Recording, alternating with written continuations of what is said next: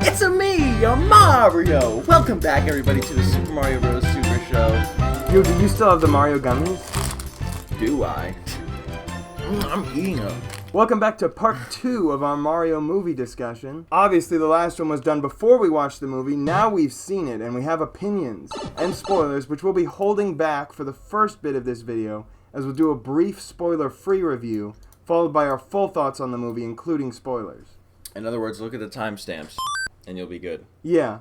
Don't even scroll past where it says spoiler warning, because I'm gonna try and keep the timestamps vague, but they may allude to some things. Timestamps and the spoilers. I mean, spoilers and the timestamp. Okay. Anyways. Spoiler-free, is the movie good? Yes. We loved it a lot. 8 out of 10. 8 out of 10? Dude, I was thinking the same thing. Because there are definitely better movies out there. Yeah. But, like... And there's some obvious flaws that people have pointed out that... Yeah. It but may or may not bear repeating, but I would sum it up by saying, unless you go in with unrealistic expectations, you won't be let down. Which I almost did go into it with unrealistic expectations, but over the course of the whole waiting period up until watching it, I sort of realisticized my expectations.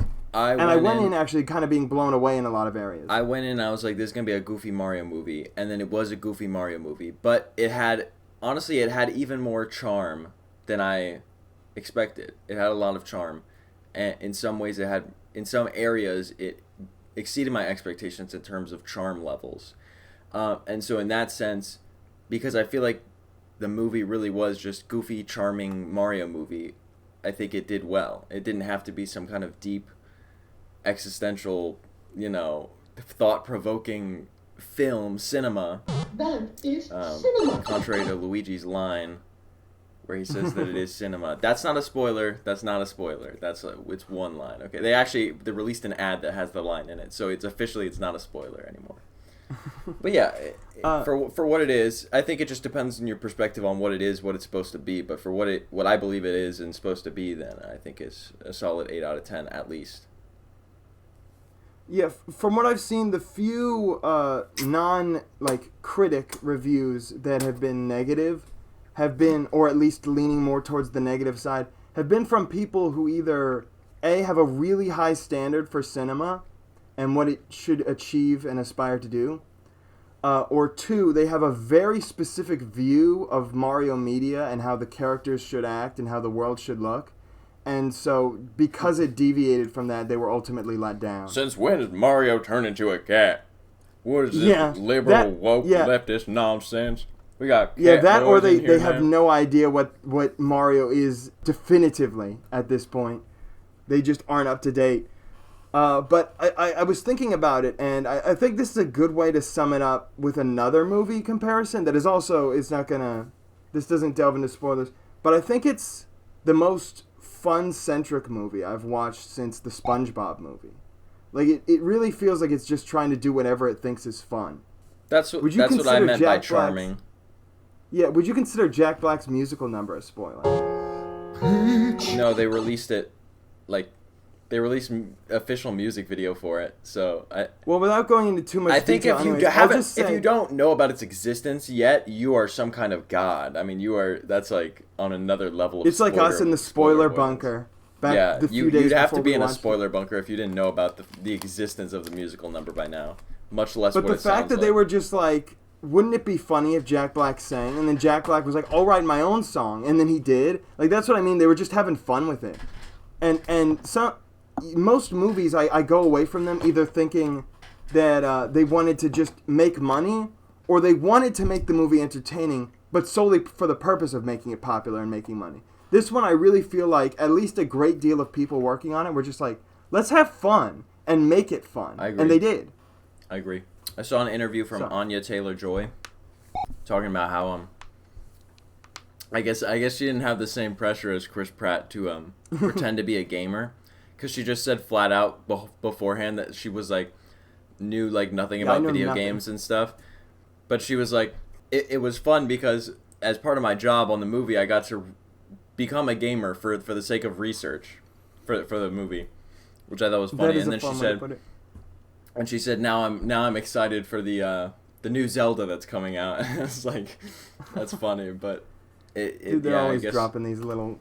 It converted her to a gamer, so I guess they really did have fun. She did gaming research so that she could be a better Princess Peach, I guess. I like that. I like the idea that some people who, I mean, obviously, I do think it's a bit harder to enjoy the movie if you have no context from the games. But I think it'd be interesting to see how many people would get interested into the games from enjoying at least some aspects of the movie. Who doesn't Speaking know beyond Mario, the though? main aspects of the movie, the music is good. Jason, you always said this. The music is very good.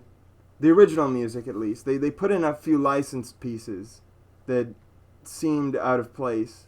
That's a common criticism. Yeah. Oh, we're going to talk about that.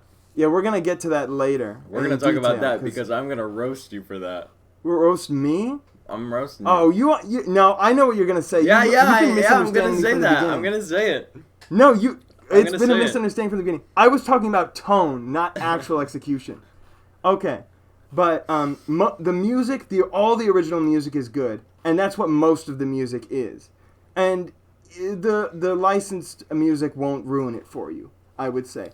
They make good use of video game sound effects, not to the point where they're like throwing them all over the place like the Super Mario Bros. Super Show sometimes did, but to where they feel fitting in with the world if you're familiar with it. Just make sure to watch or to listen to the full soundtrack, because there's some songs in the official soundtrack that didn't actually make it into the final cut. Yeah. But the whole soundtrack overall is fantastic. Exactly what I hoped it would be. Exactly what I predicted it to be in a previous podcast, the one where we talked about the Mario movie. One of them where we talked about it. Yeah. It was basically lived up exactly to my vision of what it was going to be, which was fantastic, and it was fantastic. So that is probably, honestly, I will probably say that was my favorite part of the movie and remains my favorite part of it. Maybe I'm just a music nerd, but I genuinely, I would watch the movie again just for like the sound and music design of it. It was great. And just talking about the general feel of the movie, I think it's a very, like you said, charming. It just the humor and stuff. None of it is like the kind that you like want to facepalm or like roll your eyes over. And most of it is at least generally funny, if not genuinely funny. The world looks very spacious, very beautiful, and a lot of the scenes where you go through and you see these like civilizations. I mean, you've seen them in the trailer, the Kong Island, the Mushroom Kingdom. They feel very detailed, sort of lived in, and it feels very Mario. Like I was gonna mention this on the podcast, but I never did. About how there's a certain feeling that Mario evokes, just sort of this like grand scale of like confusing wonder. I definitely feel like that's there in the way the world looks. Looks very fantasy. Looks very just eye pleasing. But Well, I will say this. If we're going to talk about visuals as well, I mean, it's worth noting that the animation is fantastic overall. Yes, it is. And the level of detail is amazing. The scenes, like you said, the environments and the backgrounds and everything, very detailed. Lots of references hidden everywhere, and lots of like true to the game details and design, which is very cool to see. The movie does play it very safe, as a lot of people have said, with the story. They don't try to do anything crazy. There are a few things that I would consider potentially risks the movie took, but we'll get into those later. I find some of them very interesting. And I would say that the movie is generally faithful to the source material, although that is also debatable in some areas where they obviously took liberties to make it a bit more interesting as a story instead of just a game world, you know? But all of like the major concerns that people have from like the trailers and leading up to this point, like Chris Pratt's performance, Peach's character, like how Bowser plays into the story, Luigi's presence in the story. I'm not going to say none of that criticism is valid, but if you looked at the trailers and you thought, oh, it's going to get a lot worse than this, doesn't it? It does not. It's at worst as bad as the trailers make it look, and it doesn't go deep into that. Or in most cases, it's really not a problem at all. So I wouldn't say there's anything to worry about if you're anxious just from like the rumors that spread before the movie even came out. about the quality of certain areas and certain characters. I think you'll at least walk away thinking that they did the best they could given what you already know, seeing the trailers. Yeah, and I think it proved to defeat all of the I guess what's the word? The skepticism Stigma? that it initially Oh, had. yeah. All the areas of skepticism, like the voice acting, for example. I think they did prove those skepticisms to be not invalid, but I think they proved that they worked well with everything. The voice acting I don't think was a disappointment, although I'm sure we're going to talk about that a little bit more. But yeah, I just don't a think the little. voice acting was a disappointment at all. I'm not going to say it was the perfect voice cast. I don't think there is a such thing. So Yeah. they picked people that they wanted, and that's fine. And then the people that they picked, I think, did a great job. And generally, I think that when you look at it at the big picture, while I said we can come away with some criticisms, I do think they sort of did the best execution of this kind of film they could. Because, like I said, they didn't take too many risks. I feel like any way they could have pushed more in one direction to appease a certain crowd, they would just as easily displease another. I feel like they kind of have that perfect like balance of gray area where they did something to make every type of Mario fan come out of the movie experience feeling like they got what they wanted.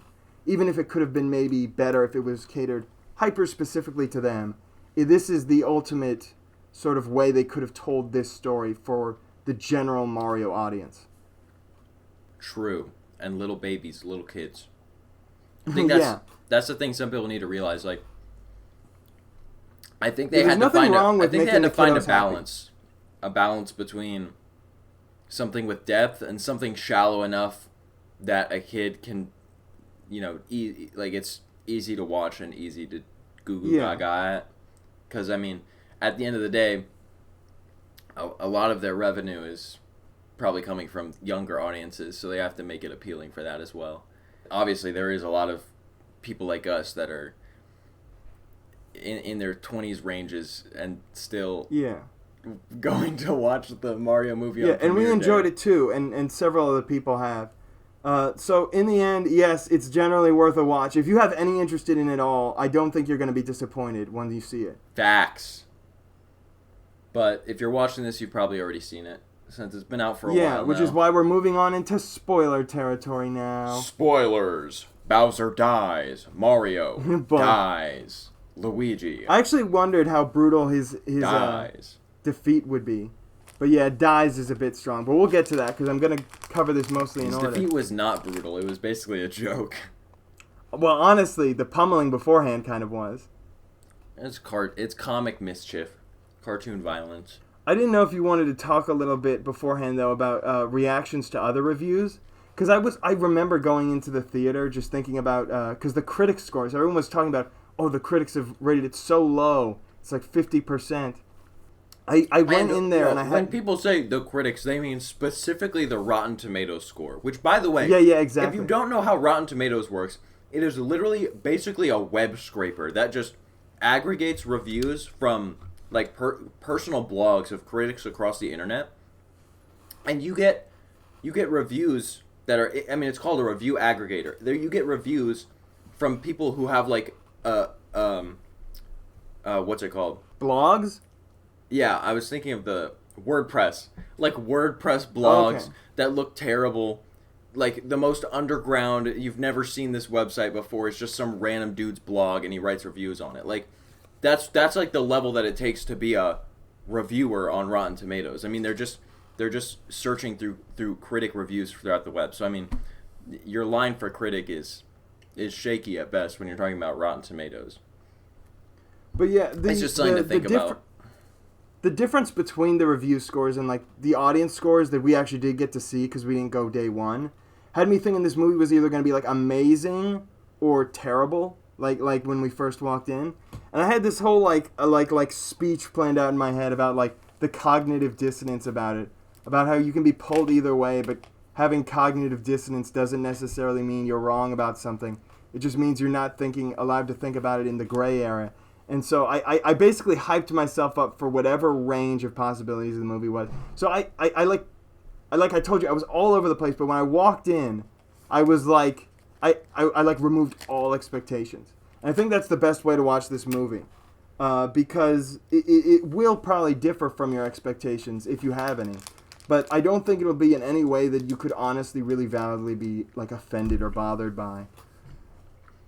And like we said, it's not the most amazing movie ever. So if you go in with incredible expectations, you're going to be let down. But it's definitely beyond what I feel like the average expectation would be if you go in there just hoping for the norm. For me, it was like getting on a roller coaster.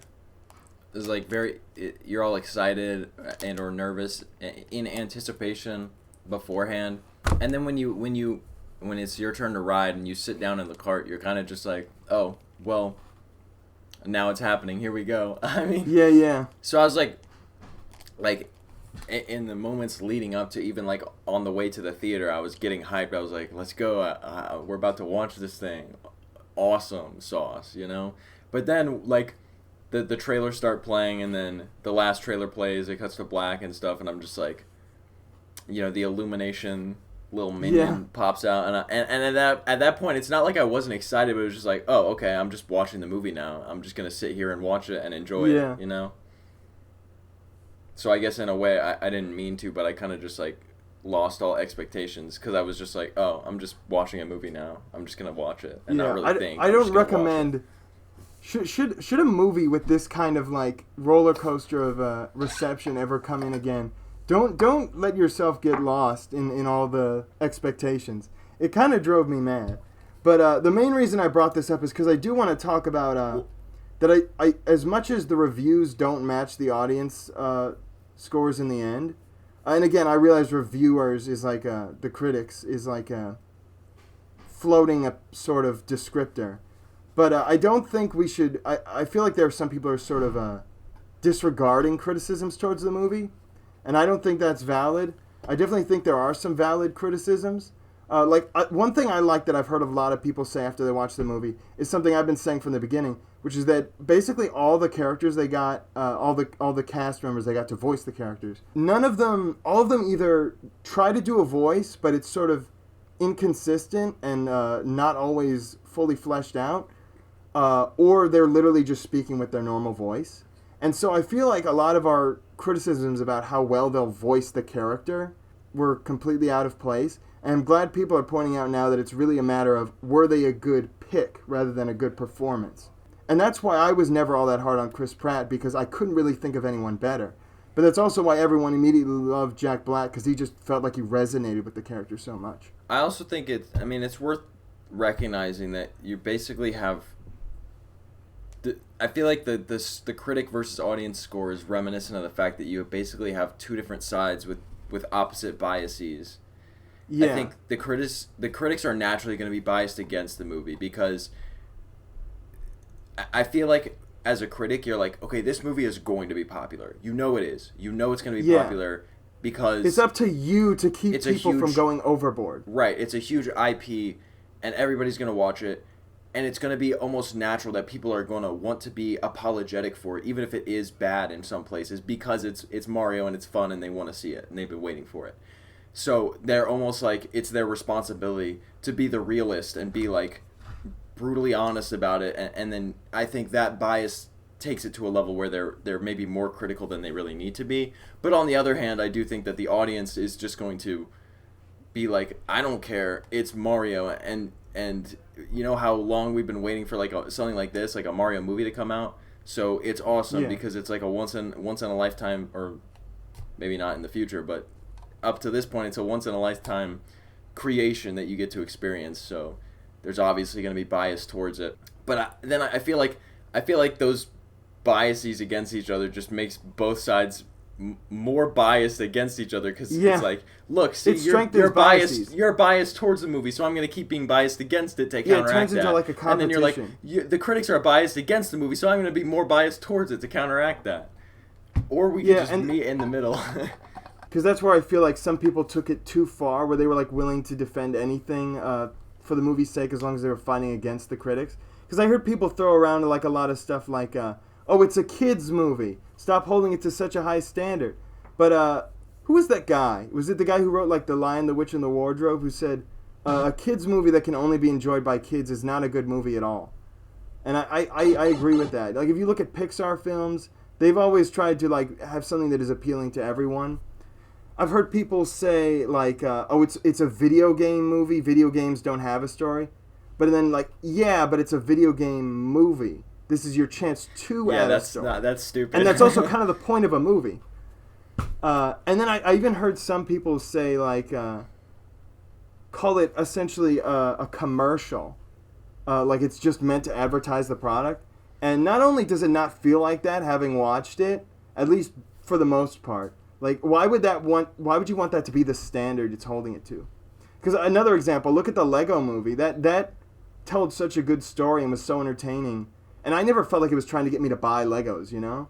Yeah. So, yeah, don't disregard criticism. To me, the criticism is just silly because, I mean, you should only care about criticism if you want to learn more about others' opinions, I guess, form a more nuanced opinion yourself on something.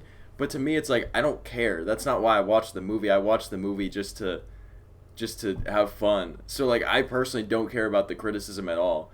And I recognize that there are parts, like, I have personal criticisms or parts that I thought could be improved. But, like, at the end of the day, I don't care at all.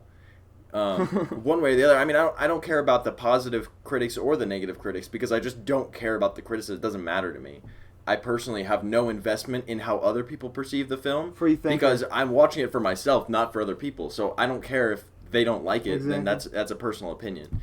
And it's not that, like, you know, critics are free to review whatever kind of films they want, but it does seem kind of silly because of all things to critique, usually criticism is for something has more of a intellectual, thought-provoking nature to it, or something especially that's like some kind of social or political commentary where it's trying to spread a message. That's where criticism is probably important, when you have something that's trying to tell a message or tell a lesson of some kind. But this is like pure entertainment. So to me, criticizing something as criticizing something that's pure entertainment is like, why? You know, because it's like a personal thing. It's up to the person watching it whether or not they enjoy it. So the criticism kind of feels irrelevant. But yeah, it's hard to tell if somebody achieves sending like a certain message to the viewer, because you can't exactly always measure that kind of thing. So it's sort of up to you to interpret it from your own perspective, and everyone's perspective is sort of valid because you can't always tell. But when it's all entertainment, it's like, did you enjoy it? And if enough people say yes, then yeah, it's technically entertaining because that's a subjective thing. Which it's so funny to me how up in arms people have been about the movie on everything. People have been so overreacting about everything about this movie, which is something I wanted to talk about. I don't know if you want to talk more about the actual content before we get into that. Since you did say that this is going to be the spoiler zone. Yeah. Well, my closing remark for the reviews was just going to be that sometimes the people who are against the reviewers seems a bit hypocritical, if not at least ironic. Just because I remember, when it first came out that it was an Illumination movie, and that Chris Pratt was becoming Mario, we were all critics, Everyone was so critical of it. And then when the first trailer came around, everyone like slowly started changing their minds. And now those same people are like the hyper defenders of it, Yeah. Yeah. So it's a confusing scenario. It's just kind of interesting to think about. But now, full spoiler territory. Let's talk about the plot. You want to start with that? Well, do you want to go over our bingo first, real quick? Oh, yeah, we were going to do that. If we go through the bingo, we'll probably end up hitting all the boxes anyways. Hitting all the boxes? What do you mean by that? Oh, you mean like checking everything off the list? Yeah, that was a bad analogy to use considering we're talking about bingo cards. Yeah, I was about to say, we did not fill out the whole bingo card. I meant if we go through all the things on the bingo card, we'll probably end up talking about all the stuff in the movie that there is to talk about. Oh, yeah. Do you have it up on your screen, on your other monitor or whatever? I don't have our bingo cards up. Do you want me to bring them up? Yeah, well, I figured since I'm going to talk about them. Because I don't think you saw, I added in little explanations for what I think qualified as a yes or no. It's interesting, the specific things we picked for our bingo card, a lot of them are like, I couldn't say definitively yes or no if it qualified. It was like a technically, maybe, Oh, I see you filled in. The initial plot that I had actually ended up having exactly like what was it, 25 things in the end. Once I removed a few that I didn't think were so necessary or worked so well. So I ended up making a Mario bingo card and a Luigi bingo card that are vaguely based around the two brothers. And brief disclaimer, we didn't actually take these with us to the movie. We did not want to constantly have this looming over us while we were watching. But this is something we made beforehand, emptied from our brains, then went back to fill out afterwards.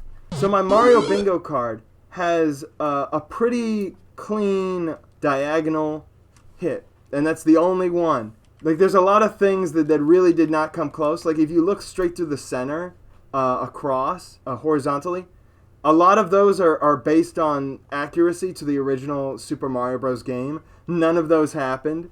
But diagonally, you have an It's a Me. You have a Super Mario Sunshine reference, although it's brief. The Sunshine-themed business in Brooklyn. 8-Bit Mario did appear with that hole in the wall. That's kind of a free space because we saw that from the trailers, although I didn't know if there'd be any more. And a Koopaling reference with Ludwig von Koopa written on Bowser's piano. And this one I actually had no confidence in it, but Mario and Luigi's parents being revealed actually happened. Oh yeah, and that was frame 1 in the movie too. Yeah, I know. I was like, no way. And that's what sold the bingo. That's how I got the bingo. That was the spot that I probably least thought would. Yeah, I know. I had no confidence in it, and then they just threw it out there. The Luigi bingo card, I described as being conditionally easier. Depending on the direction the movie took, it seems like you could knock off a lot more boxes. And that ended up being true because you could technically get 2 bingos here, depending on how you interpret things. The one straight down being that Pauline and or Spike only have 5 minutes of screen time or less than 10 lines of dialogue. Spike I'm not exactly sure for Spike, but for Pauline, that. Absolutely. Yeah, Spike might have broken that one a little bit. But Luma B becomes I think Spike probably had less than 5 minutes, but probably more than 10 lines of dialogue. Yeah, and especially if you count in his brief reappearance at the end. Yeah, but I don't know about 5 minutes, 5 whole minutes. Probably not. So I would give that. Although it was a bit unconventional, Luma B definitely counts, I think, as a recurring comic relief. Yeah, until the very end. Honestly, literally very end. Well, I was thinking more almost like a Minions type thing where they tag along on the adventure, but he was just sort of always there. It was like a cutaway gag every time, you know? Yeah. But interestingly enough, I thought he actually was decently funny, even if his joke was always the same. So I would instead almost want to put the quotation marks around relief rather than comic, because if anything, he served to increase the tension. True. This is actually kind of funny. I mean, he's comic relief to the audience, though. But yeah, then someone plays a video game in the movie. I put that as a free space because I thought it was pretty much a guarantee because you have the video game sound effects on the website and everything. And yeah, Mario played Kid Icarus, and Giuseppe, as the credits called him, was the Charles Martinet, first Charles Martinet. Giuseppe? Yeah, they said it in the credits. Is Giuseppe. Wait, no, look it up. It's Italian. The G is pronounced G. Giuseppe, how to pronounce. Jason's about to get wrecked live. Giuseppe?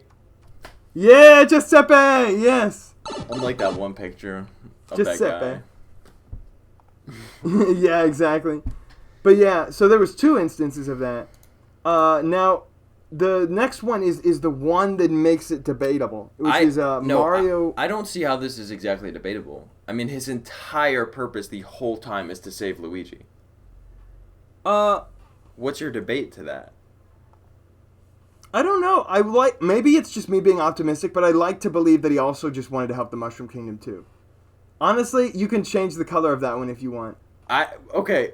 If we're no, because now you're saying that one's failing on a technicality by your counter interpretation. The easy interpretation is that he does it only to save Luigi.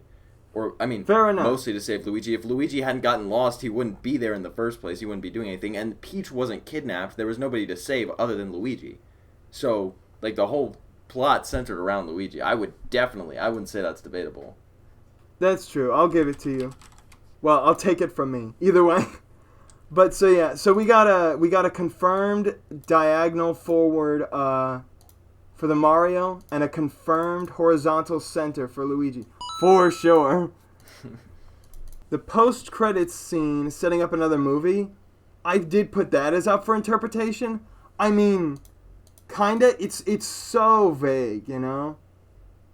I think that's what they want you to automatically assume, but really there's no way to know for sure other than just that that's the expectation. You know why they always do it. I mean, it's a non-commitment, but it's a setting up for a sequel if they feel like it, but also it can just be a little gotcha cliffhanger if not, if it never anything comes of it.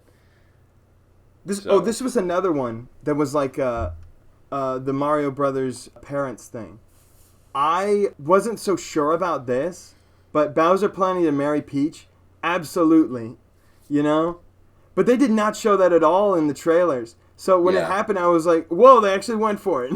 Well, I heard somebody say, and I think this is pretty accurate to what happened, that in the trailers, for some reason, they showed more of like the girl boss Peach as almost like a selling point of the film, that she would be girl bossy. And then they didn't want Bowser to downplay it. In the film, there was not a lot less, but a little bit less of a focus on that.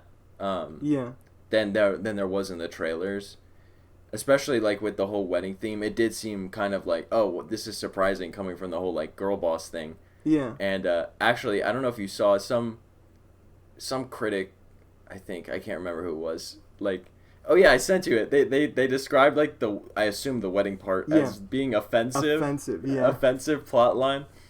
And I just thought that was funny. After all the girl boss efforts that they went to, somebody described the wedding part as offensive. Because that's the thing, I get on like a guttural level how that like goes against that like empowerment and stuff, but really like how does it? Like how does that make Peach any less powerful or valid? Yeah, no, it just makes Bowser seem like a crusty loser, which is which if anything that's just degrading men. So yeah, I know. If anything, you should be happy about it if you're going hardcore on the girl boss angle, but I don't know. No, I think that guy was just crazy. That's why I say don't listen to the critics, because some of them are just a little bit loony. Yeah, and then playing off of that, the other part to the second potential bingo is Princess Peach is never kidnapped. I would definitely describe it more as blackmailed into a shotgun wedding. It does not seem like a kidnap by conventional definition. Would you agree with that? Yeah. I mean, narratively, it definitely fills the same equivalent. Princess Peach, I would not say is kidnapped, no.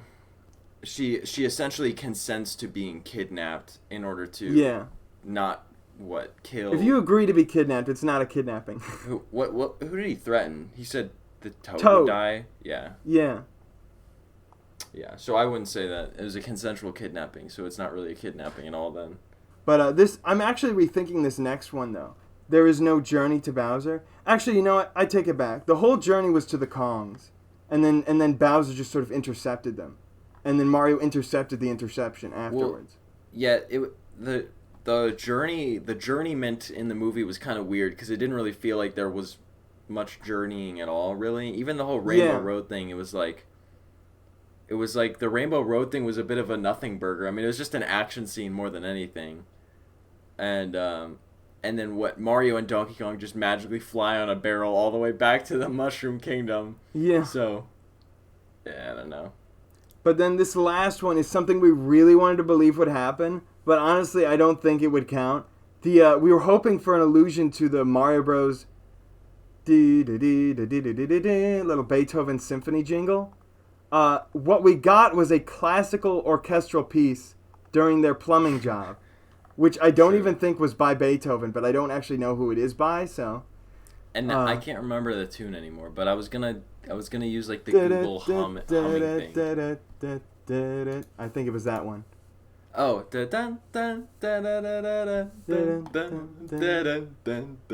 think. I can't remember for sure. But in spirit, we wanted to count it. So in spirit, maybe there's a second classical symphony of some kind. So yes. Some other ones that we checked off that did not contribute to a bingo. An attempt to merge Mario's other origin stories. Kinda. They almost feel like they were more overwritten than converged. Or referenced, sort of like with Wrecking Crew added in there, but that's not really an origin story per se. It's just part of his backstory. You know? Well, there was a Baby Mario, Baby Luigi reference, which was kind of strange. I guess that kind of, I mean, that erased like the Yoshi's Island kind of aspect from it, because they were just like in normal world in a playground. So yeah. Yeah, I wouldn't say that it merged the backstories, really. It just kind of went with the Did you notice they gave the little kid who was bullying on Luigi sunglasses so that they didn't have to give him the cartoonish, like, line eyes that the Baby Mario Bros. Have and have it look weird? No, I didn't see that. I was like, I know exactly why they made that creative choice. I didn't think about that. It was kind of hilarious. I was wondering if you thought that counted as a Mario and Luigi reference. I feel like it has to be. I see you put the finale, the bros moves type thing they did at the end. But I was gonna say it feels too similar in spirit. Because Baby Peach was also referenced. I feel like it has to be a Partners in Time reference. Well, Baby Peach was also in Yoshi's Island DS. And Yoshi's Island, okay, but Partners in Time made Baby Peach first. I'm pretty sure. I'm actually not sure about that. I think Baby Peach first appeared in Partners in Time. Jason's gonna do another fact check. Fact check. Call me that guy. Yes, I was right. Partners in Time, first appearance. Okay, I didn't know that. I wasn't sure. So I think that's justified to argue that that's a Partners in Time reference, especially because of the backstory involved, where she was like raised by the Toads, which is exactly how it is in Partners in Time. So, I would count that. I would count that. If there was any debate about that, anyways. And then Toad being Captain Toad. I feel like I had to at least add on that they piled so much allusion to that it feels inevitable, even though it was never even like hinted towards. I think they didn't need to explicitly state it, especially because a lot of people wouldn't get it. But I think it was basically confirmed in the way they characterized him. So I would count it. Yeah. The musical motifs and also just the fact that his like backpack and everything looks like identical. And you never see him jump the whole time. I don't think. That can't be true. He has to, even just a little hop. I don't think he did. A hop, skip, or a jump somewhere. Oh, yeah, maybe. So, I'm trying to think about it. Did he maybe hop across the platforms in that one scene where they're going up to the castle? Or maybe he just walked. I'm not sure. True. He had to. They were disconnected. I think he, like... No, Mario jumped because they were late. They were pulling back before he got off. I think that might be it. No, I'm talking about the very first scene that Mario comes through the pipe. And they're going towards the Mushroom Kingdom. They're jumping across the mushrooms. Oh, yeah, you're right. Well, I can actually look up the trailer right now and see. That one's perfectly fine. Yep, he's jumping across the mushrooms. Okay, deconfirmed. Not Captain Toad. Even before he gets to the mushrooms, he does do a little skip and a jump. Dude, so, you were totally right. I was 100% accurate. I was just going to cover some of the ones that were sort of checked off on the Mario bingo real quick. Pauline, played by the game voice actress. I have not been able to find confirmation of that. I just fact-checked that, and she's not. Oh, really? I fact-checked it. That's such a weird choice. So, like, who'd they get to say her, like, one line? They listed the like, non-important characters. They listed the actors as, like, additional voices. So I actually don't know which one in the movie specifically voiced her. But I can tell you that her voice actor, at least for Odyssey, is not in the cast credits for the movie. So they're not the same one. Okay. Well, now I know. So that one is confirmed. No. I'm going to save the next one for a little later. Mario being from the real world is relevant to the main plot. Not the real world so much as the fact that he's a human. And even that's kind of debatable. I mean, they made a plot point out of it, but it wasn't, like, important to the storyline, you know? So that's why I gave it a maybe. Yeah, I don't think it's exactly important. Yeah, nothing about his origin is really important, aside from a few lines of dialogue between him and Princess Peach, but they're kind of and aside from the fact that it drives the main purpose of him being unfamiliar with the world. Oh yeah, these next two I also thought were a bit debatable. I thought the Power Stars were going to be like the key to get through Peach's defenses. Really, it was just the key to try and like win her over specifically. So, I thought that was debatable. The Power Star was weird. It was kind of like not important. It was just there to look pretty. And to serve, in the final scene. Yeah. But mostly it was just like, I have the power star. It gives me power in a nondescript way, and now I can take over. I love that. In an indescript way. And then the last one being the Kong Mario family history lesson. I mean, we got confirmation of Mario's extended family, what they look like. But I felt like it was at least sort of worth putting something there because we did get sort of like a canonicity change just for this movie with Cranky Kong being Donkey Kong's father instead of grandfather. But yeah, that's not much. Oh yeah, and then I feel like I gotta count this, but it is sort of interpretive. The anime movie / 1993 movie references. We just thought the wedding scene was like highly reminiscent.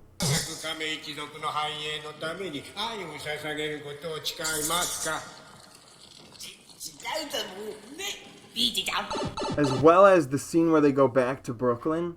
It reminded me so much of the where they just like the portal is complete and they rematerialize there briefly as part of the final fight in the 1993 movie. We're merging!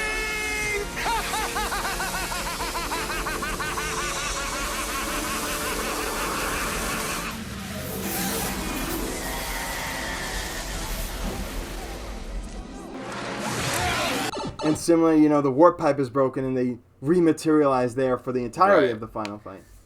And the scene, the beginning scene in Brooklyn where their car breaks down. Yeah. It's very reminiscent of the one in the 1993 movie where their van breaks down as well. Same dealio. I feel that one to me feels like it has to be a reference. Yeah. I have specific topics about the content if you want to talk about that. But yeah, no, just generally talking about the movie with spoilers allowed, going off of our bingo cards, do you have a favorite part of the movie? Either the Mario and Donkey Kong fight or the end with Mario and Luigi working together. Those are probably my top two. Jason's a fight scene guy. I like the final fight scene too. I thought it just looked... Sorry, actually what it is more is the interaction between the characters and like the companionship that I like. Yeah. Yeah, I like the pipe scene where they're split up.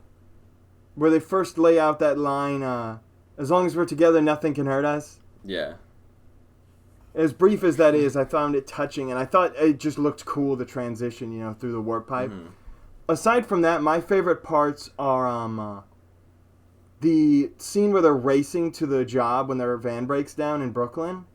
Ooh, or the scene where they're going through the sewers where they first find the pipe to the Mushroom Kingdom. That and the final fight scene. A lot of mine revolved around Brooklyn, but weren't necessarily in it explicitly. Like, I like that transition between Brooklyn to the Mushroom Kingdom and Mushroom Kingdom back to Brooklyn as well. Yeah. I also like the advertisement. Wait, what advertisement? Their advertisement. If we count that was really good. I like that they used that as the cutaway to introduce them. Yeah.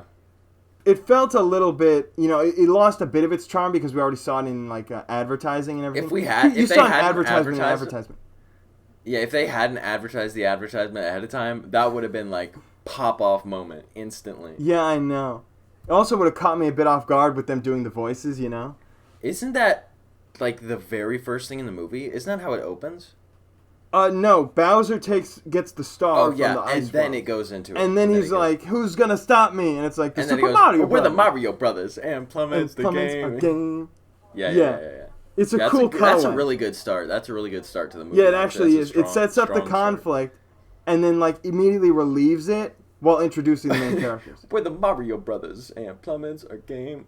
Yeah, that's good. In terms of like favorite like little bits, like jokes and stuff, my favorite joke in the whole movie is when Bowser's interrogating Luigi, and I love that this wasn't spoiled in the trailers because they showed so much of that scene with the ripping off the mustache and everything, but they didn't want to show like his relationship with Peach or anything or his adoration for her, so they kept out the line where he says, "Do princesses find him attractive?" And Luigi says, "If they have good taste." Yeah, that was funny. I love that. This was spoiled in the trailers, but I actually think that joke where he's like listing out his minions, Koopas, Goombas, whatever those things are. I think that's pretty funny because it reminds me of like when like our parents are like trying to remember the names of video game characters, You know? Yeah, that little boy from Smash Bros. That goes, okay. Yeah. The annoying Did you have any ones, favorite jokes? specifically. Favorite? Well, again, there's too many now. I couldn't just name one, but the ones you mentioned were good. Yeah, those two just kind of stuck with me.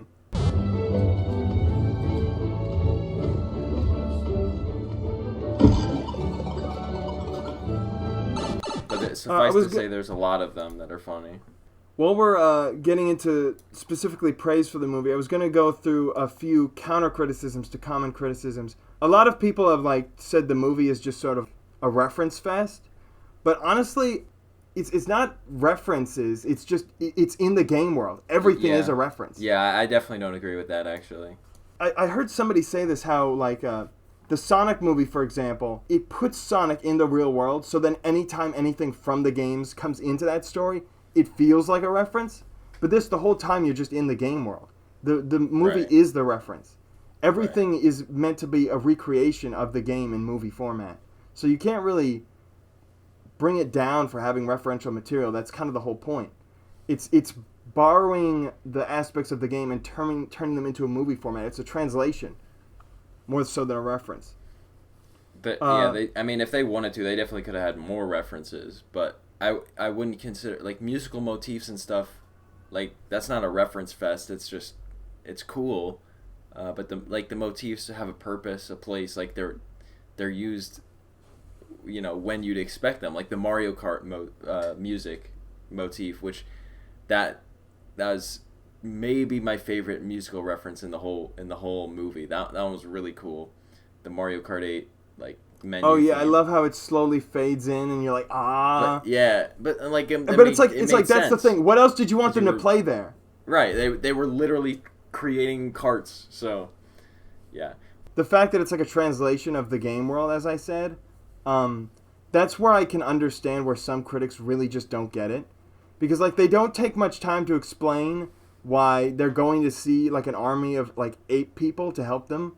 They don't explain power-ups very well to someone who has no video game knowledge, So it's a movie that very much expects you to know on a base level what it is that you're watching already. Kind of I had somebody compare it to how in the newer Spider-Man movies, they don't replay the whole Uncle Ben and all that and Spider-Man getting his powers. They just assume you've heard it a million times by now, and they just throw you into a new story, Right. And in this one, they do still show Mario's origins, but they expect to not hold your hand through all of it.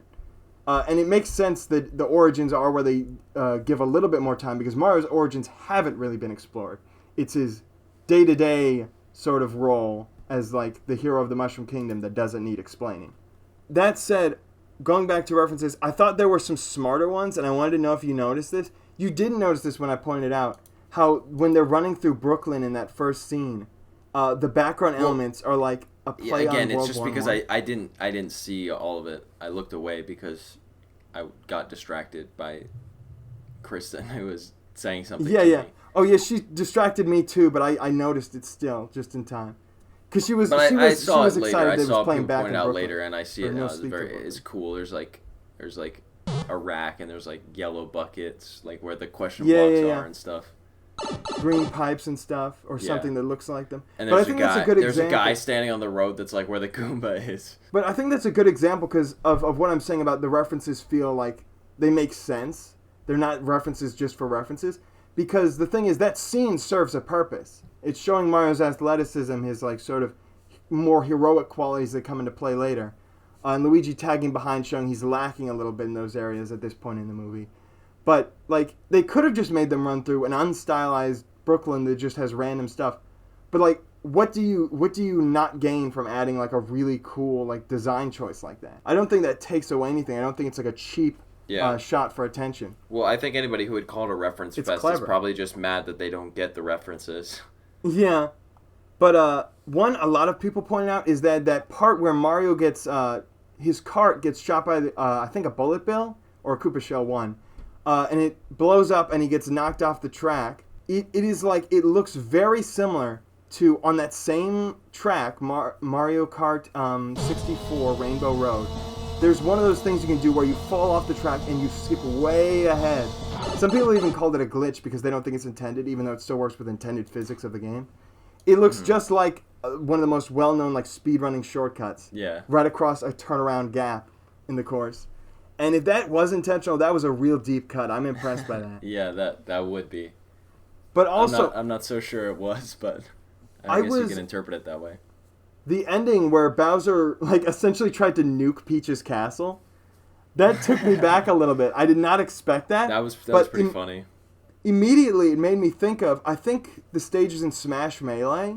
I had to look this up because I wasn't sure. The Peach's Castle stage in Smash Melee, you play on top of the roof of the castle, and Bonsai Bills come down into from it. the top Yeah. and explode.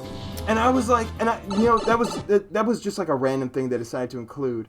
I don't even know why, but they almost made it seem like it has purpose now by adding this into the movie. I didn't think about that at all, but as soon as you said Princess Peach in Melee, I immediately knew what you were about to say. Yeah, I know. It's like a retroactive reference. That's interesting. Yeah, that is not one I had heard anybody mention before. But yeah, a lot of other stuff. It also might not be intentional, but there's a connection there if you choose to see it that way. Yeah, but a lot of other stuff, like where I said, the references aren't really like there just because. Like Mario's room, you see it in the movie, and obviously it's going to be filled with stuff. They aren't going to give him a blank white room. But what else are they going to fill it up? But with Nintendo memorabilia, that just makes it more interesting. And it's a neat little nod. I mean, there isn't much more to Mario's personality except that he's a Nintendo character. So it checks two boxes. It makes sense, and it's just entertaining to see. And stuff like Luigi's GameCube jingle for his ringtone. I mean, anything, if they picked like a generic ringtone, that'd honestly be kind of weird. You knew it had to be themed something. But the fact that they didn't just do like the Super Mario Bros. Theme, but they actually did something creative. Been way funnier if really it was clever. Down. That kind of would be. Dude, everybody's saying there was a part of a musical motif from Luigi's Mansion in the scene where he first goes into the Darklands. I didn't catch that. I gotta rewatch that. Yeah, if you listen to it, I don't believe them. I've listened to it over and over, the part that they claim is a motif. I just can't hear it. Like, maybe you can, like, say the bass line or something sounds similar, but I don't hear it at all. They just say that scene there is is definitely the motif there, but I don't by hear it. But I'm not yeah, sure the about the scene music. is definitely a reference, but I can't hear it in the music at all. I mean, it would be cool if they did, but I don't hear it. If they, I mean, with how subtle it is, if they did do it, I doubt they would have made it that subtle. So I don't believe that it's supposed to be a reference at all. I'm actually glad there's one example of this, so I can use it as a counterexample, so it doesn't just seem like I'm avoiding criticisms myself here. But the one like reference that feels like this kind of reference they're talking about is and I should have put this on the bingo card, your princess is in another castle line. Oh, you know that? True. But honestly, the way they delivered it seemed so like snarky and tongue-in-cheek. I almost feel like they were making fun of the fact that they were making a reference. You know? I think they were just making a reference to how much people people make jokes about how annoying the toads are for saying that. You know, back in my day when I was stomping Koopas and the toads told me that the princess was in another castle, I about threw my NES at the TV screen. That kind of thing. Yeah, it's just one of those memorable lines. Like when you don't know anything else about the game, you can at least reference that. But another thing was more references. No. Okay. One final counter criticism is Game Explains was the first brief review I saw before the movie came out that I actually read, and they called it narratively shallow. Like I said, the movie plays it very safe and it doesn't get deep or anything. But I would hesitate to call it completely shallow. It's more like when we'll get more into the criticisms later. But it's a little bit, I would almost more say narratively confused or unorganized. Like they definitely tried to have some impactful character moments in there. They just aren't followed through in the same way that an average movie does, with the same level of depth and degree of effort put into them. It definitely prioritizes just fun visual moments and gags, and the progression of the general necessary story. Yeah, again, I just think that's a personal thing. I mean, if you don't like that, if you feel like it's lacking something in that region, then okay. But I'm sure there's many people who didn't expect it to have that kind of depth. Like Mario games themselves are the same way in nature, so I think it makes sense that the movie doesn't try to do something that the games wouldn't. as far as like have some weird, thought-provoking narrative to them. Yeah, and that's why I like that it doesn't feel like it's afraid to be a video game movie. Like the Sonic movie, they had to put Sonic in the real world. The Detective Pikachu, it's almost like it's a story about a kid whose father's a detective and he goes missing. Oh, and it happens to be in the Pokemon world. There's a Pikachu there. Oh, and there happened to be Pokemon involved in the story. Like, they almost had to, in the beginning when they were introducing him, they almost had to remind you sometimes that it was the Pokemon world. Like, there was like this line where his friend is like, how come you never did become a Pokemon trainer? It was just like, oh, it was just never for me. And it was like they had to do that to like keep that in there. But this is like, all just an interpretation of the game from start to finish. It doesn't need to connect it to something else. Yeah. And I really like that. Another thing I like is that they weren't afraid to make the villain just a villain. Too many villains these days are like deep and philosophical. It's like, I can understand where you're coming from. Like all those people said Thanos was right, Or they try to make them sympathetic. Bowser's just kind of crazy. Well, I don't think that's a bad thing in itself, but I don't think it would make sense for Bowser. Because, again, that's not how he's portrayed in the games, so... I think they did a perfect balance with Bowser, because he's so goofy that you sometimes wonder, like, how can you really perceive him as a threat?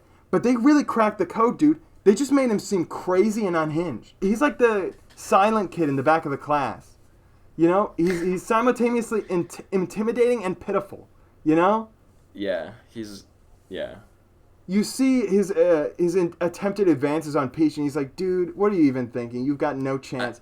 But then he's so off the rails that when you get in the way of this plan, you're like, oh no. And he's obviously powerful. That he snaps, and suddenly he's super scary. Whoa, Jonathan.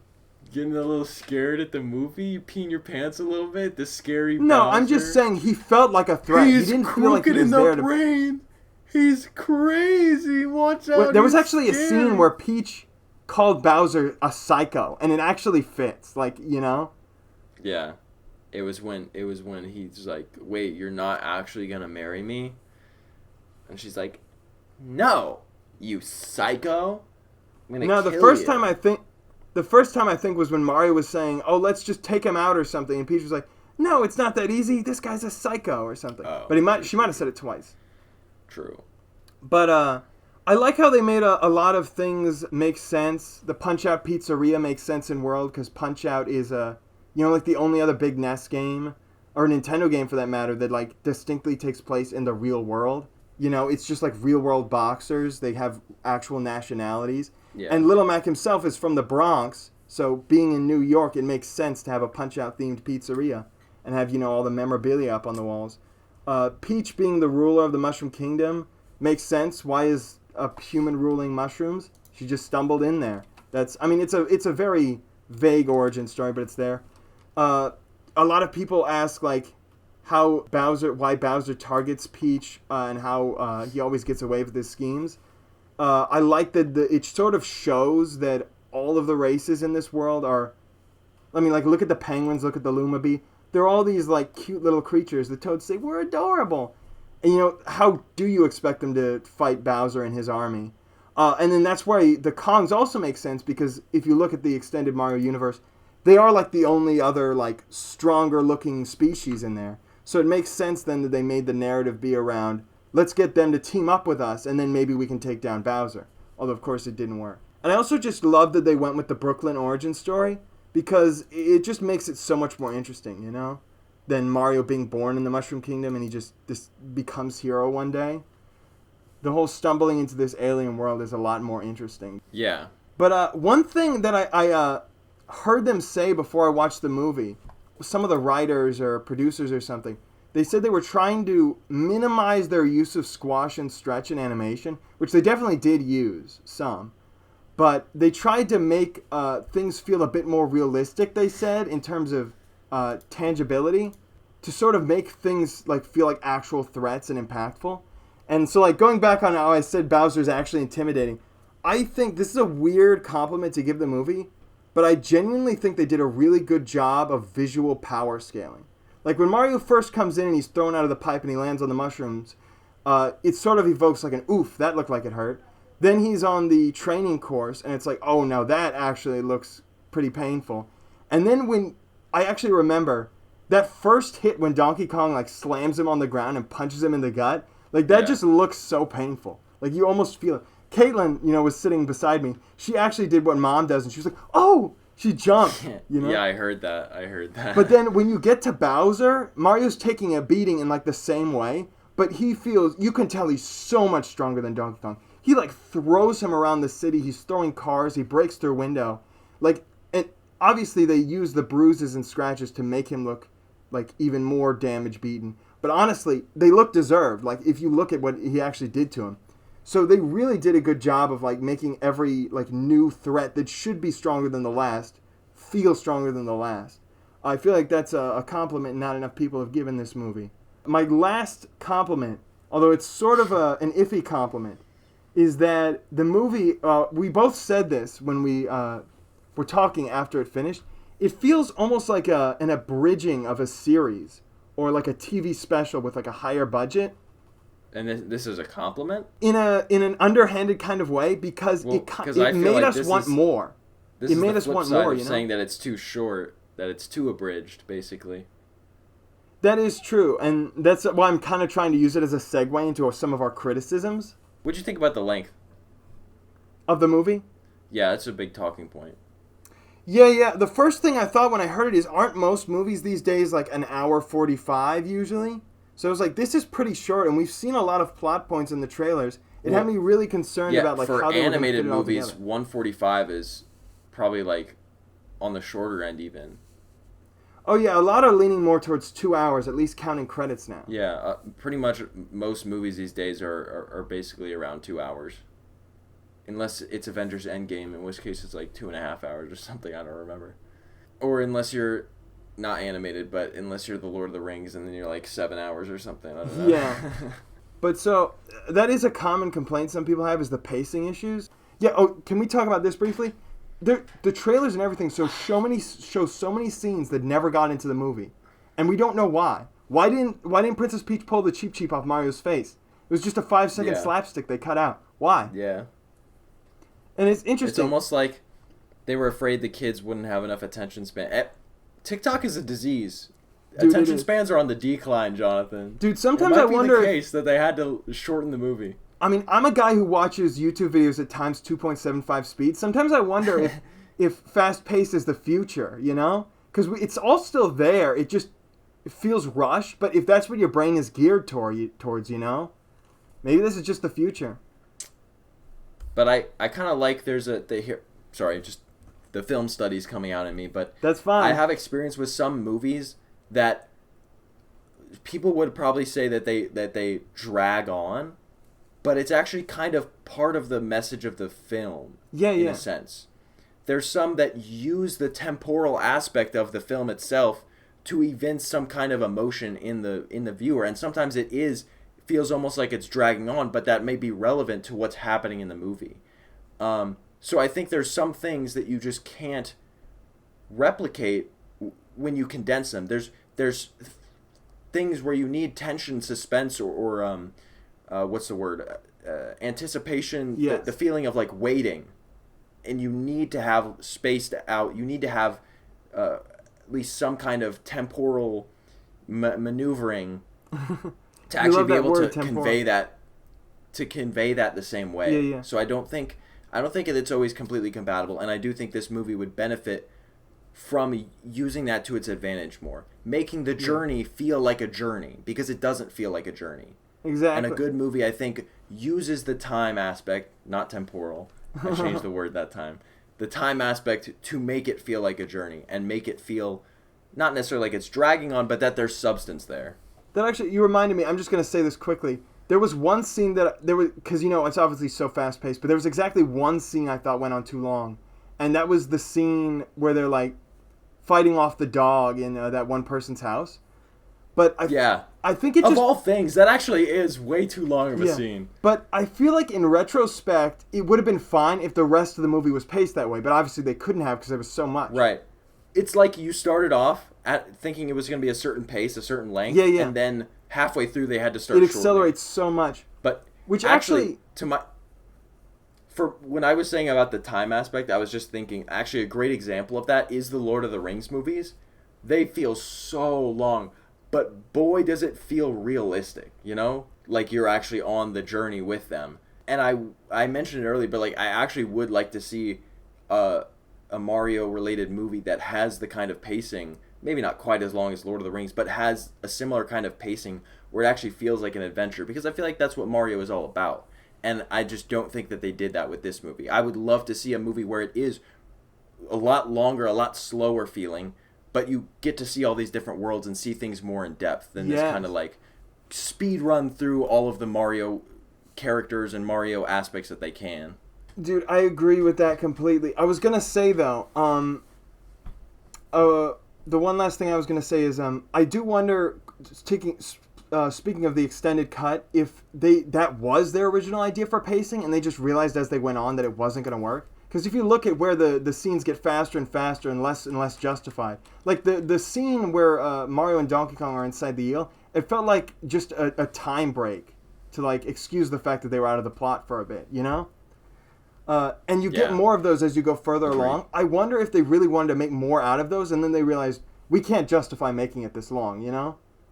Yeah. And that's where a lot of the scenes probably got cut, maybe. Forgot about the eel scene completely. It's so inconsequential. Yeah, I know. Well, so that's another thing where they put something up and then dropped it. This connection between Mario and Donkey Kong and their parents. It feels like there was something there, and then they got rid of it, basically. Yeah, exactly. That's what I'm talking about.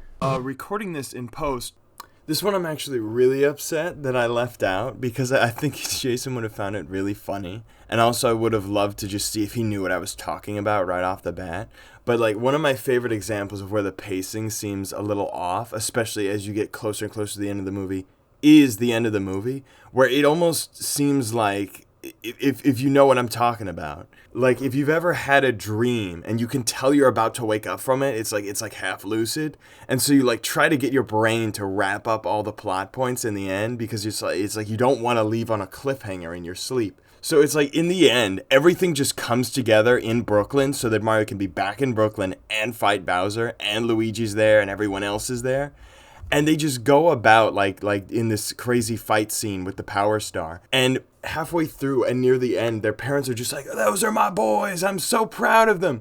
But like in reality, if like a giant turtle monster in his flying castle burst through the sewers of the city a few seconds ago and just started wreaking havoc, and your recently missing children just suddenly showed up and beat them up in a flurry of like inhumanly colorful attacks, you wouldn't be like, oh, great job. You'd be like, what just happened? So it seemed funny just how inexplicably rushed everything in the end was. But I do like it in the sense that they finally wrapped up some of the more pressing plot points and the ones that you were more willing to be invested in at that point in the story. My main criticism is one that a lot of people have, which is that they sort of seemed like they dipped their toes into telling a deeper story and then like pulled them out immediately in a lot of places. And I can't help but wonder how much of this came from like Miyamoto's philosophy going into this movie, because there were some like interviews with him beforehand that says he wasn't so much interested in telling a movie as he was, or making a movie, as he was seeing other ways that he could sort of pull people into the Mario world. So already he wasn't so much interested in the Mario movie as he was an extension of Mario itself. But an interesting thing I found is he has this interview where he's talking with Chris Meledandri, and he's talking about how, as much as you may disagree with this, Illumination is good at making stories with impactful emotional beats in them, and he's good at making things that are just fun and visually appealing. And I was expecting him to say, and so we've been working together to combine those two ideals, but no, the word he uses is compromise, as if they can't coexist completely. クリスさんたちがストーリーの流れ、1時間半の中でお客さんをどのように気持ちを盛り上げていって分かりやすく作っていくかっていうことと、僕らで言うとアクションそのものが面白いかどうかっていう、アニメーションで言うと一つずつの部分でのちょっとした動きとか、一つのこうイベントっていうのの完成度みたいな、そのバランスがとてもやっぱり上手なんですね。So you see them set up a lot of plot points and then they just sort of get discarded. And speaking about like how we said it almost feels like an abridgment of a series, it almost leads to plot points at sometimes. Like when they're headed off with Mario to go get the Kongs, the Toads ask, "Who's that guy?" And Peach says, "He's not important." And then they come back and Peach is like, "Everyone evacuate. Bowser is the power star. He's taken over the Kongs." And they got Mario. And then all the Toads are like, and it's like, how do you know who Mario is? Yeah, I thought the same thing. I was like, what? That doesn't make sense. But like they set up Spike, as a sort of a antagonist against the Mario Brothers from a business angle, and that was sort of just almost like Spike and their family were sort of just almost there to like make the Mario Brothers feel like they wanted to be something more, and then they sort of ceased to be particularly relevant until they just sort of came around to liking them near the end of the movie. It definitely felt like very like they just gave them a narrative push. And then they were there at the end just to say that we didn't forget about them. And they also just like set up a lot of things that were like interesting character points that didn't really amount to much. Like Mario, like at a few scenes was like people were making fun of his height. And then I almost expected some smart remark when he got a mushroom. He was like, "Oh, now I feel bigger," But they didn't really go that angle. So your criticism is that they didn't think of every joke that you thought of. No, it's more that they set up things that they didn't capitalize on. One thing I did notice I would agree with that in a story sense, but I don't know about the jokes. That seems like a misdirected criticism to me. But I would agree from a story sense that there's things that they made it seem like would be more relevant to the story or develop further that didn't. But I don't think jokes is one of those. I think an interesting one, though, is also that Toad didn't do much useful after he got Mario into the castle to see Princess Peach. That actually kind of bothered me. That is one of my criticisms. He felt like kind of a useless character. Beyond the beginning. Yeah. But here's the thing, because I missed this, and this is why I'm talking about how they sort of like drop stuff off that could have been continued better. The scene where Peach pulls out the ice flower and that's how she's able to defend herself and prevent the wedding at the end. The bouquet was given to her by Toad. I really think you're supposed to assume that Toad put that ice flower in there. But they make it so vague and they rush by it so quickly. Yeah, well they definitely I don't know. They definitely, you are supposed to assume that, because she's like, "Is my bouquet all ready?" And he's like, "Yeah, I got the ice flower in there," except he doesn't say that. But they don't have any backstory explanation to how he did that, It's just, he just did. So, yeah, they could have done more with Toad, I think, and that's beyond the beginning. It's kind of interesting because, they have this saying when it comes to movies, like, show, don't tell. And so we're kind of asking them, though, almost to tell us this stuff because it's not made abundantly clear. But I'm wondering if there's, like, a limit to that. Well, I think what I said is that they should have shown Toad preparing the bouquet and getting the ice flower. They should have shown that, rather than what they did, which was basically just tell that he did it by the like few lines that they exchanged when he gave her the bouquet. So I think they did tell rather than showing in that case. You might be right, because I was thinking, I mean, it applies to some other plot points Film as well. studies minor, by the way. Film studies student, film studies. But because I was kind of wondering, like, what qualifies as showing and telling in a movie like this? Because a lot of these plot points you can deduce, like, how they develop on your own. But it's like, it makes you wonder, is it better that they didn't go the extra mile and make them a little more apparent? And I'm not sure completely for some of them. Well, I almost wonder... I would say that there's just certain things, like Toad's character as a whole, where it's like they introduce things to be useful for a very specific purpose, and then they kind of lingered around but weren't as useful for the rest of the time. Yeah. Characters, objects, ideas, all of it. There were certain things that I guess the term would be like shoehorned in for a very specific purpose, and then not needed again. It's almost like a plot Band-Aid kind of thing. But I don't know. I think that goes along with... I think that is more really a symptom of how short the movie is. I think if they made the movie longer, then they could have had gotten more use out of things, rather than having basically like throwaway scenes, throwaway characters, throwaway ideas in there. And one thing I thought to compare it to is, Into the Spider-Verse is one of my favorite movies. You said it's your favorite animated movie of all time. I always thought that movie felt like it had a rushed pacing to it too. But I liked it anyways because I feel like they did the best they could in that time with how many plot points they were putting into it. And I feel like this movie does the same thing. They just had a lot more plot points, so it felt a lot more apparent, Because they all got cut off. Yeah. You were speaking of characters and their approach to them. I was going to talk a bit about Princess Peach.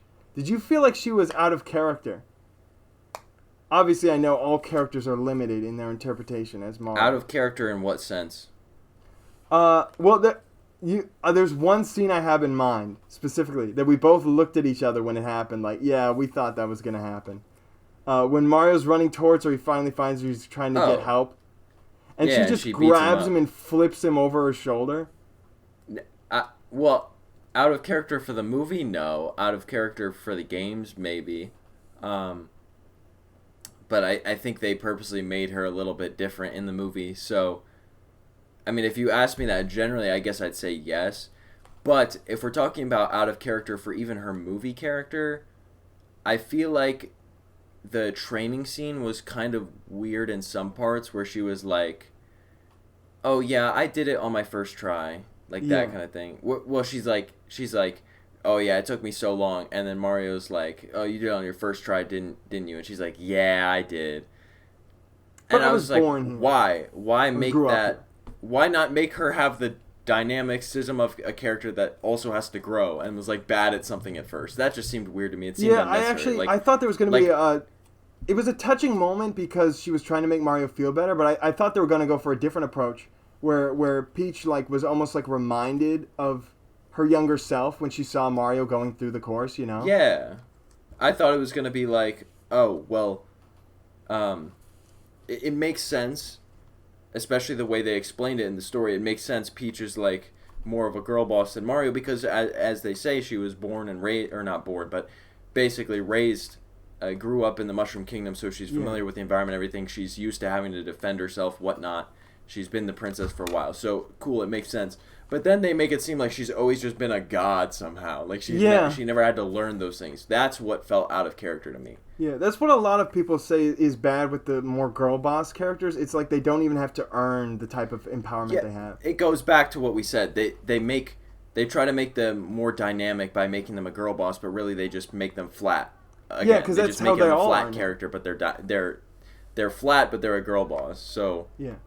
I feel like they made her kind of flat, but a girl boss. Going back to a Miyamoto and Meledandri interview, there was a part where Miyamoto was talking about how this is more or less how he always envisioned Princess Peach as being powerful and capable. But I still can't help but feel like they took that in a slightly wrong direction. I feel like Miyamoto was talking this over with Illumination, and he was like, oh, this is, I never got to do this in the games because it never really added up to anything in a gameplay mechanical sense. But this is a great chance to finally show Princess Peach how I've always envisioned her. And they're like, oh, how's that? And he's like, well, once she's powerful, she's capable. And then they're just like, oh, got it, girl boss, we got this. They took the most generic route possible. Maybe. I don't know. But the main reason why, and I'm going to go into my Mario knowledge here, but my ultimate takeaway is that Princess Peach did feel out of character to me, not because they made her powerful, but because they went about empowering her in the wrong way. Like, if you look at Mario's history, she's always been the default player 3, ever since Super Mario Bros. 2. And a game like Mario Kart, depending on the order of characters, almost Smash Bros., at least for the Mario series representatives, she's always been the third option after Mario and Luigi. The exception obviously being if she's kidnapped, so story-wise it doesn't make sense. She's always been shown to be just as powerful as a hero.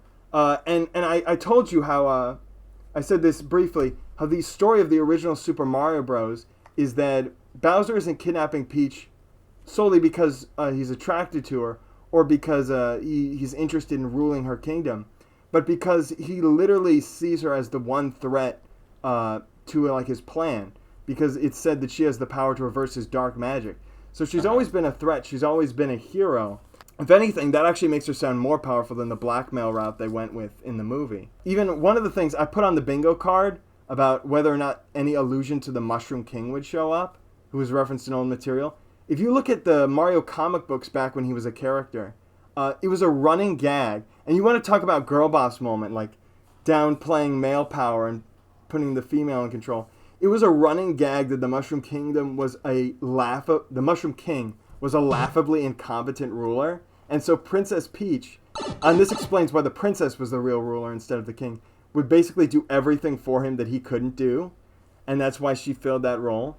Post-recording bro host here. I can't believe I forgot to mention the most important character contrast between Peach's portrayals that I had from my notes. If I remember correctly, in Super Smash Bros. Brawl's Subspace Emissary, it's a recurring plot point that characters just sort of assume each other's intentions based off of poorly framed circumstances as sort of a plot device to start fights that you control in the game section of the story.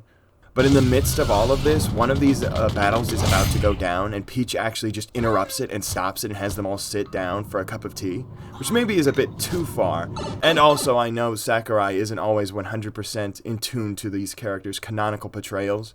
In the same game, he kind of makes Olimar a coward and Wario just like a generic bumbling villain. But I do think that this seems pretty in line with Peach's character. And I thought it was a good example of how she seems like she's more inherently prone to de-escalating conflict than immediately escalating it, even under pressure, which is where her actions seem out of place at times.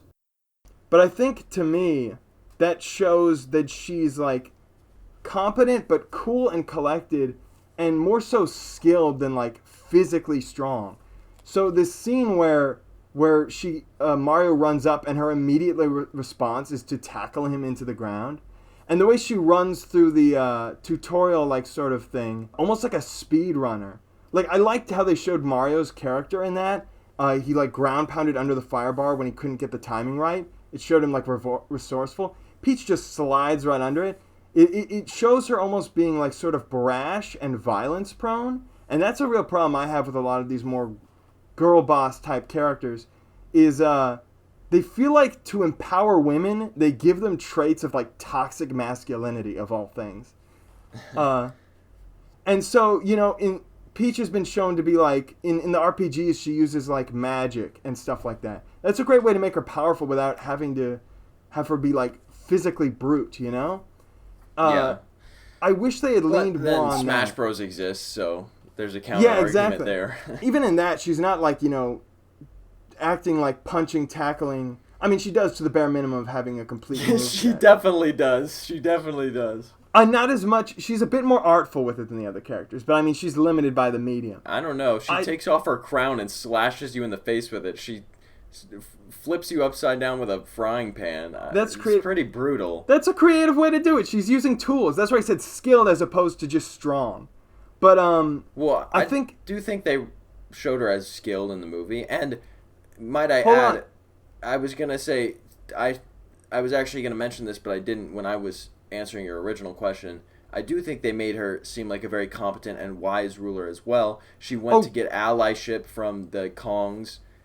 She basically had the plan for the whole thing, and I think, especially at the end where she sort of sacrifices herself in a sense, you know, voluntarily gets kidnapped to save Toad, shows like that she's not all brash. She is merciful, and she put her life or put another person's life above her own in a sense. Not life really, but you know, she sacrificed herself, and it was like, it was smart, it was clever, you know, the plan that they had. So I would disagree with you, actually.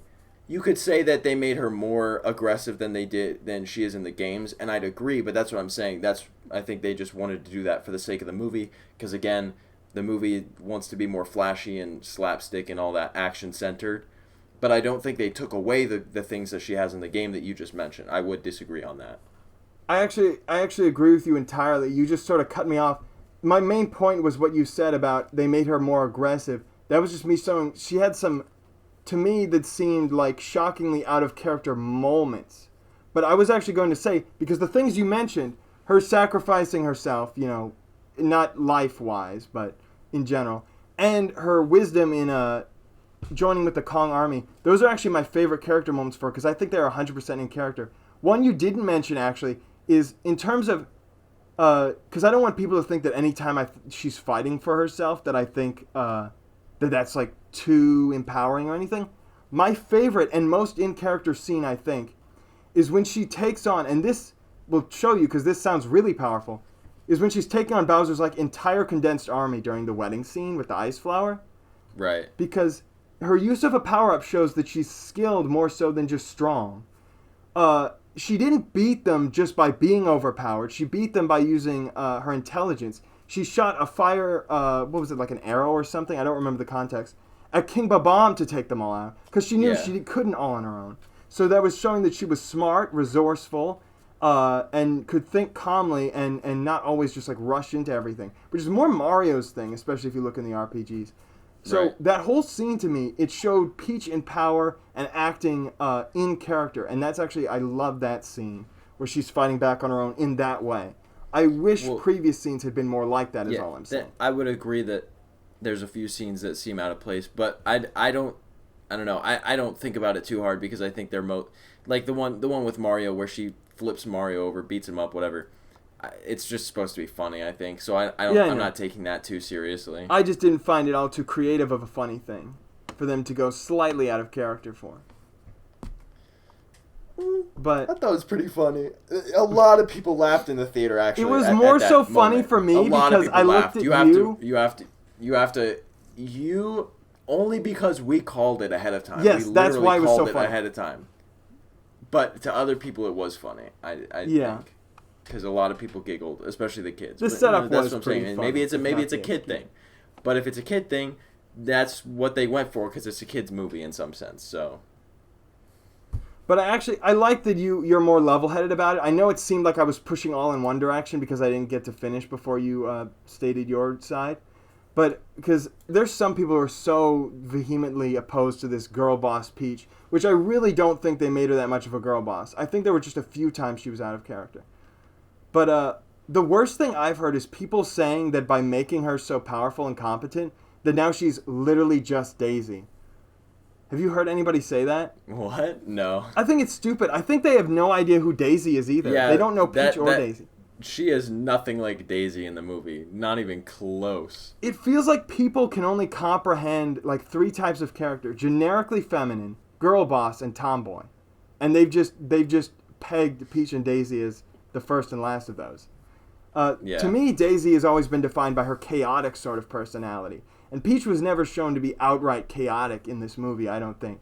She always at least had a mentality behind everything. She needs to be loud. She needs to scream randomly. Yeah, exactly. She didn't scream or anything. When the Kongs jump scared Mario and Toad, she was the only one who didn't freak out. That's not Daisy, you know? And if it was Daisy, after she lit King Bob-omb on fire and he blew up, she'd be like, "Oh yeah," Exactly. She's also very bombastic like that too, very celebratory. I'm Daisy. I feel like a lot of these criticisms, I tried to come at it from both angles with my analysis of Peach, but there's some people who literally they just don't understand these characters. I feel like, you know. Well, also we're talking about people who are probably just typing things on Twitter for fun. I mean, that is also true. They're just making. You should never take anything on the internet too seriously. And of course, Mario as a character himself does not have a lot to him as a character. But if you look at his antics in the Mario and Luigi games, he's he's kind of cool. Sometimes he's endearing, but he's also goofy in a way. He gets in a lot of antics. They're not always the butt of the joke like Luigi often is, but he is a funny character. But I feel like Illumination, with their very limited view on what comedy is, resorted to slapstick a lot for Mario.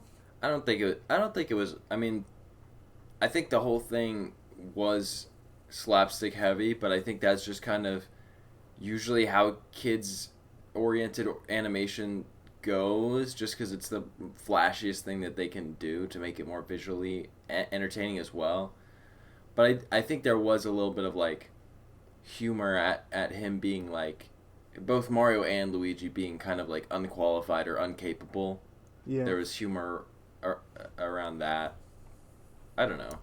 And maybe they had to resort to using that Mario for a lot of that anyways, because Luigi didn't have much where he was, actually actively on an adventure himself. Yeah. Yeah, that's the thing. I think Luigi is the one who usually takes a lot of the jokes and the sarcasm and the mocking in the games and stuff.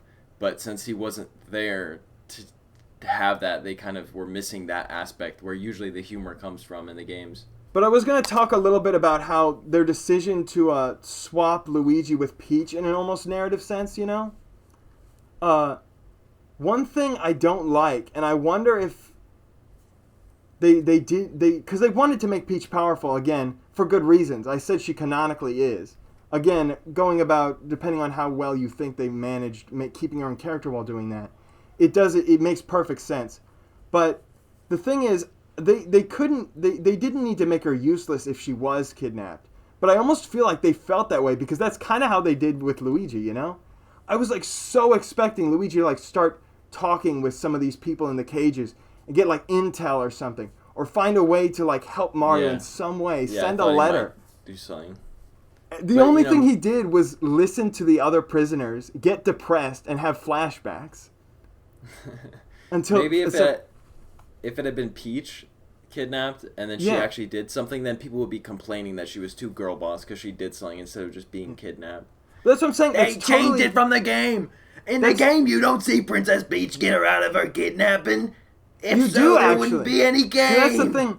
That's why I'm feeling like it has to be on Illuminations, because even though these are intelligent systems that made the games I'm about to reference, Nintendo is at least familiar with them. Both the first two Paper Mario games, Peach did like exactly that. She was kidnapped, but then she like broke out. It's actually kind of a trope almost. And I don't know why they couldn't have done something like that with Luigi. But another thing I question about is, because in some interviews with the writers of the movie, they said the reason why they went with Luigi wasn't because of what we originally thought, which is just they wanted to give all the power to Peach. And Luigi, they just needed someone to get kidnapped. It's because they thought it made a lot more sense for someone to be saving their brother than a stranger, you know? Yeah. But my problem with that... Obviously, yeah. And then you have the whole theme of, like, the brotherhood, which is, like, the closest that thing you have to, like, any kind of moral or message of the movie. Yeah, I'm glad they kept that. I'm glad that through line stayed intact. It was... Can I say, it was all resting on that flashback, though. Like, if that flashback hadn't happened in Luigi's cage... Like, it all would have fallen apart. That through line with Luigi, like, doubting himself would have never, like, been fully established, I feel like. It was all riding on that. Speaking of, real quick, that is not something I thought to put on my bingo card, is that the baby Mario and Luigi would appear. And I definitely didn't think that out of all the characters in the entire movie, that they would be the only ones whose design is, like, completely accurate to the games. Yeah, you know? I went back and looked at the scene and I was like, does Mario have the blue shoes and Luigi have the green shoes and everything? And they do. I was like, what? Yeah, exactly. Like, they got 100%. Every detail right. They even kept the eyes. I was wondering if they thought the eyes were weird. Oh, That's why I noticed the sunglasses. I think Baby Peach, they changed slightly. But yeah, she looks a little bit different. Oh, that's what I was going to say. Well, another thing real quick. I wanted to know if you catch this potential reference. Another thing I never would have thought to put on the bingo card is that they reference the blowing mechanic from Donkey Kong Country Returns. No, they didn't. You just realized it, didn't you? No. Because I was sitting through the whole movie like, I am literally going to take off my pants in this theater if they make... Take off your pants right now, dude. Do it. Do it. You don't understand. I was sitting there like, I will get undressed. This sounds so bad because it's a kid's movie. Take your pants off now. No one can see below your waist. Just do it. I was like, forget everything else. The funniest reference would be if they referenced the blowing mechanic. But I was like, they didn't do it. You didn't notice it. When did they do it? When did they do it? You didn't notice? Mario's reaching for the fire flower, and Donkey Kong goes and blows it out. Oh. I didn't think about that. Dude, the context was too creative. You lost it. Yeah, no, I was literally... Well, because I was expecting him to go crouch down and then... Like in the game, but... Yeah, no. That's good. Yeah, I didn't think about that. Literally, during that scene, I was like, okay, brain, think of all the blowing references. And for some reason, I didn't get That's hilarious that I caught that. I guess that shows... And you were the one looking it shows you it's not just a reference fest because it worked so smoothly that I didn't even recognize it when I was trying to. You didn't even notice it. It was too big brain. But being on Peach a little bit and also talking about character design with the baby Mario Brothers... did Peach's... This is the only other thing I have to say about Peach, by the way, just so in case you're concerned. Did her her design seemed the most off to me. Did you get that feeling too? Most off is the most different from the game? Yeah. Probably. I would say Donkey Kong is a close second. Oh yeah. Well, I gave Donkey Kong a pass because he looks like he's supposed to be a mix between new Donkey Kong and classic Donkey Kong from like the arcade, you know? Yeah, yeah. But Peach, for me, it wasn't so much that it bothered me. What bothered me is I couldn't tell why it seemed so different. Because on a surface level, it doesn't seem that different. I think I've narrowed it down to being her eyebrows shape, her mouth shape, or both. Primarily. That and I feel like she looks kind of almost stick figure-ish. Like, you know how Illumination designs a lot of their female characters? Think the love interest from Despicable Me 2. Very twig-like and bobblehead. Yeah. Yeah. She looks kind of like that, which is a funny look to give her if you're empowering her. I feel like her face is smaller almost. Yeah. That's probably it too. They made her look a little bit more full in her like design. I feel like in the actual Mario games, a little bit less drawn out, a little bit more chibi. They made her look more like Anya Taylor-Joy. Exactly. She's got a bit more, a slightly sharper, smoother, like almond-shaped face in the games. Here it's a bit more round and regular, generic human-shaped. But it didn't throw me off. I just kept noticing it. I'm comparing a render from the games and a render from the movie, and their heads are tilted in almost the exact same pose. And now I'm doubting everything we just said because they look so similar right here. Overlay. No, it's actually the eyes. Or the eyelashes, something with the eyes. Ooh, maybe it's the eyelashes. eyelashes. You're right. The lips a little bit, and I think maybe the nose. I just think the face is just slightly off in all the features. The nose makes sense. They made it a bit more realistic. I think that's fair. They gave the Mario Brothers eyelashes and stuff too. Oh yeah, that's the thing. I feel like Mario and Luigi's designs, they made them look as much like actual people that you could, because you know they're Brooklyn real world. They wanted to make that look. As much as like actual people as they could while still distinctly being the Mario Brothers, you know? They downplayed a lot more of their like zany proportions and stuff. You know what I mean? Well, and it works because it's like, it's Illumination, so all the characters would look weird anyways, even if they were humans. Yeah, exactly.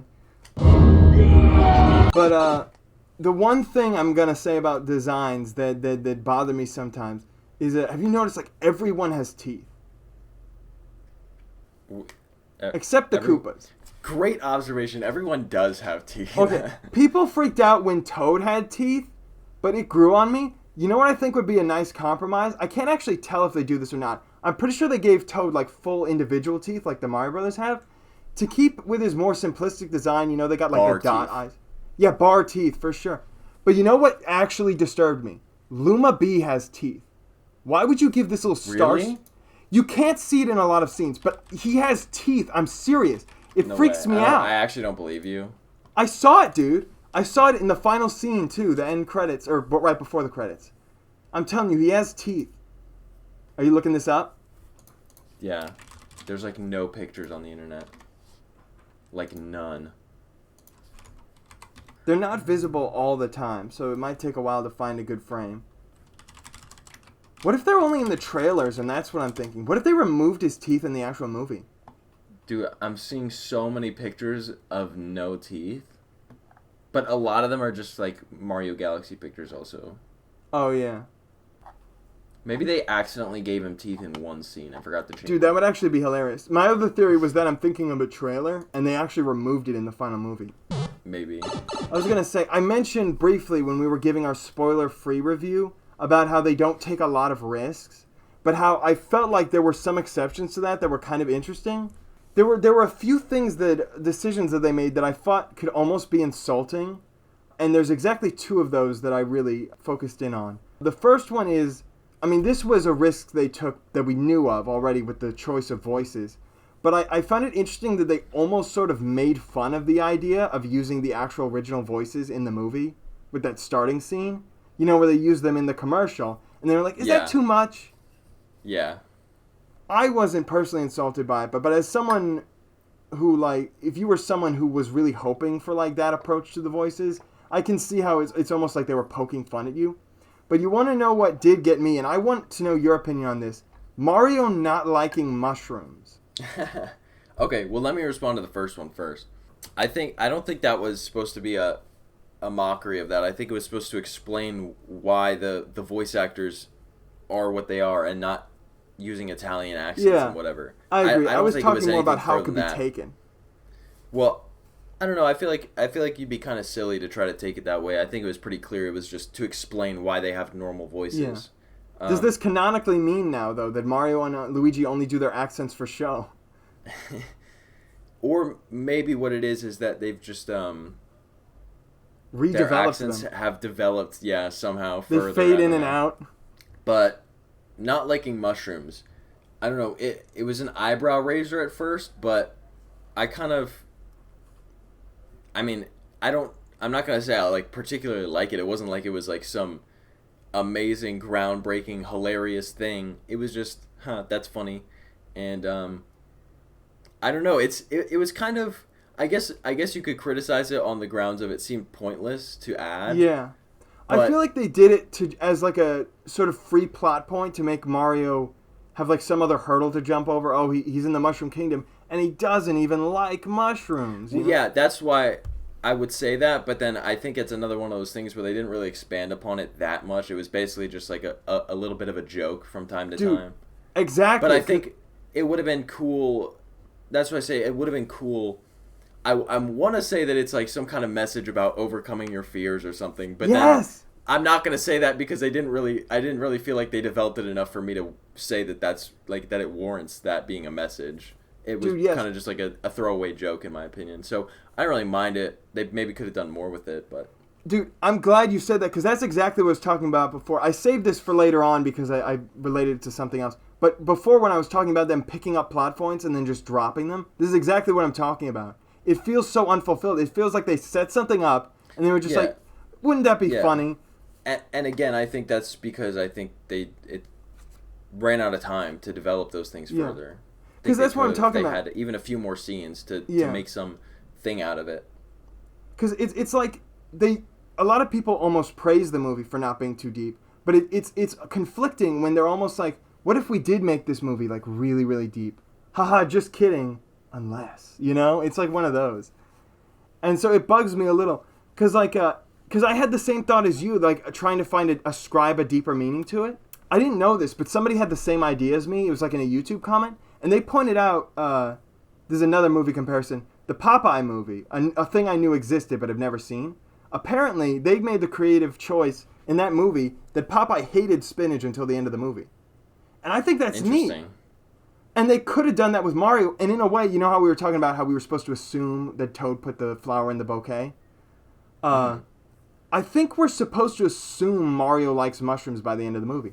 Because in that final scene where he's fighting with Donkey Kong, he kicks the box, seemingly knowing what's inside of it. With a smile on his face, grabs the mushroom, eats it, and maintains it through the whole growing process. It seems like he likes mushrooms now. Yeah. I think it's just one of those things where they leave it there and you have to really read into it if you want to get that message from it.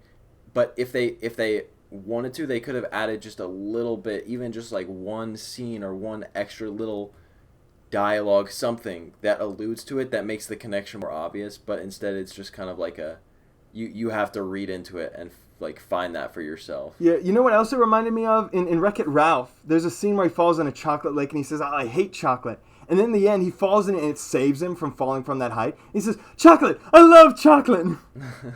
It would have been... And because that shows just how easy... They could have just put a funny one-liner in there to make this plot point complete. But instead, now every time I play a Mario game and I get a mushroom, I'm going to be like, oh, sorry, Mario. You know? Yeah, 'cause I think he did have a line where he's like, mushrooms, ugh. And so they could have just had, as you said, the Wreck-It Ralph style redemption where he's like, oh, mushroom, nice, I love mushrooms. Yeah, and because it almost makes me think of the 1993 movie where Mario was reluctant to be on this adventure at all from the start, and the mushrooms could be like a metaphor for that. Like he learns to love mushrooms, he learns to love the Mushroom Kingdom. And that's how I took it, but... And it actually kind of seems reminiscent too, because there was the whole trust the fungus thing. Mario didn't think the mushrooms were out to help him, but there's a difference between like being apathetic towards mushrooms. Trust the fungus. That's a good point. It is trust the fungus. Yeah, and then but there's a difference between like being apathetic and outright hating them, because that's what King Koopa did in that movie. He was like, defungus them. Is there any mushrooms? These mushrooms all over my kingdom, What I was hoping would be like at the end of the movie, they'd have like some scene where he's like, again, eating spaghetti, but with mushrooms this time. Oh, that would have been great. Yo, like, dude, imagine. It would be. That's why I mean, like one scene, like literally, it would be so easy. And it didn't even have to be super obvious. You just show them eating something with mushrooms on it or something. But then again, the end of the movie is like them moving to live in the Mushroom Kingdom. So in a sense, that's even one step further than eating the mushrooms on a like spaghetti. He's straight up living in the Mushroom Kingdom now. So I don't know. Maybe they just did that anyways. I would have liked a scene where, like, a post-credits scene that had a bit more substance than the ones that they went with, where it's like he's sitting... I mean, this goes against what you said, where they choose to live in the Mushroom Kingdom, but if they, like, just stopped by and had dinner with their family again, and Mario's mother was like, oh, sorry, we have mushrooms again, and then Mario was like, oh, mushrooms are my favorite. There's so many ways they could have done it in just a really brief gag. And then after he says that, he looks at the camera, and he does this, and he goes... That would have been hilarious. That would have been like another like tongue-in-cheek reference, like perfect the ending. Princess in a Castle. But the other thing it made me think of almost is like, do you remember back in the day when it was like cool to make crude like jokes and animations about like family-friendly properties? Yeah, that was only back in the day. Well, they still do it, but it's not cool anymore. They just think it is. But, like, that reminds me of how, like, the go-to gag for people making fun of Mario was always like, oh, Mario's on drugs, he's doing mushrooms. And I almost wonder, and this is kind of, like, crazy out there, but what if they did this whole plot point just so people couldn't say Mario's, like, high on mushrooms? He doesn't even like them, No. It's kind of like how, in the That's a new conspiracy theory. Velma Scooby-Doo spin-off show that everyone hates, there's, like, this scene where, the Shaggy character equivalent randomly feels the need to say that he hates drugs because everyone used to say that Shaggy looked like a stoner and acted like one. Yeah. It feels like that. But yeah, it's like, have you ever heard people say that some movies are better if you just turn off your brain? Yes. I don't feel like the movie wants me to turn off my brain, but sometimes it feels like it punishes me for turning it on. Like I see them set something up and I'm like, ooh, where's this going to go? And then I'm like, oh, I shouldn't have even started that. It's not going to go anywhere. It's like one of those, except you do have to have your brain on, but all the brain power just goes towards noticing the references. Exactly. Basically. Like, all of the attention is just, look at the cool reference. So in that way, I guess I'm giving credit to the criticism of it being a reference fest, but I still don't think it is. I just think that's what they leaned on as part of the appeal of it. But yeah, it's just like so many of the things they set up are like, oh, I never would have thought of that, the idea of Mario not liking mushrooms. But in order to make it interesting, I have to think of the ending to it myself, So it's like they set it up and it's like, you do the rest. That's my main complaint with the movie. I can kind of skip how I find it interesting, unless you wanted to talk about it, how they sort of like, they really knew Super Mario Bros. Was like the most popular game in the franchise to be like an origin story. Even though Donkey Kong and Mario Bros. Are both technically origin stories for the Mario Brothers, or at least for Mario in the case of the first one. So they just kind of like cut through Mario Bros. Completely and totally reworked Donkey Kong's like the canon relationship between Mario and Donkey Kong is completely different now, Yeah. Because in interviews, Mario always said that the Mario from Donkey Kong is the same Mario from Super Mario Bros. But now it seems... Mario said that in interviews? Oh, did I say Mario? Miyamoto. But it's funny because now it seems like in this world, Donkey Kong, the game, never even happened, Yeah.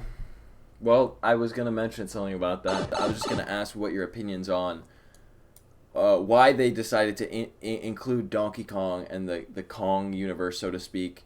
I'm going to share my opinions briefly first, but why specifically that when there's no real reference to stuff like Dinosaur Land and Yoshi and stuff?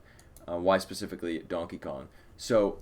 my opinion is because of what you just said, because Donkey Kong and Super Mario Bros. Are like the two big, the origin, the first games. So I think they wanted to include Donkey Kong for that reason, because he has relevance as an older character. Yeah. And then in order to make his character not just seem like out of place, they had to sort of expand it to give more context, and then that gave rise to the whole Kong world. I will say this real quick, if I can just interject. I like that even though the story is completely different, that the relationship between Mario and Donkey Kong is still pretty much the same from what you'd expect from the games, you know? Yeah. In the end. Yeah. Sort of but like a rivalry. The question.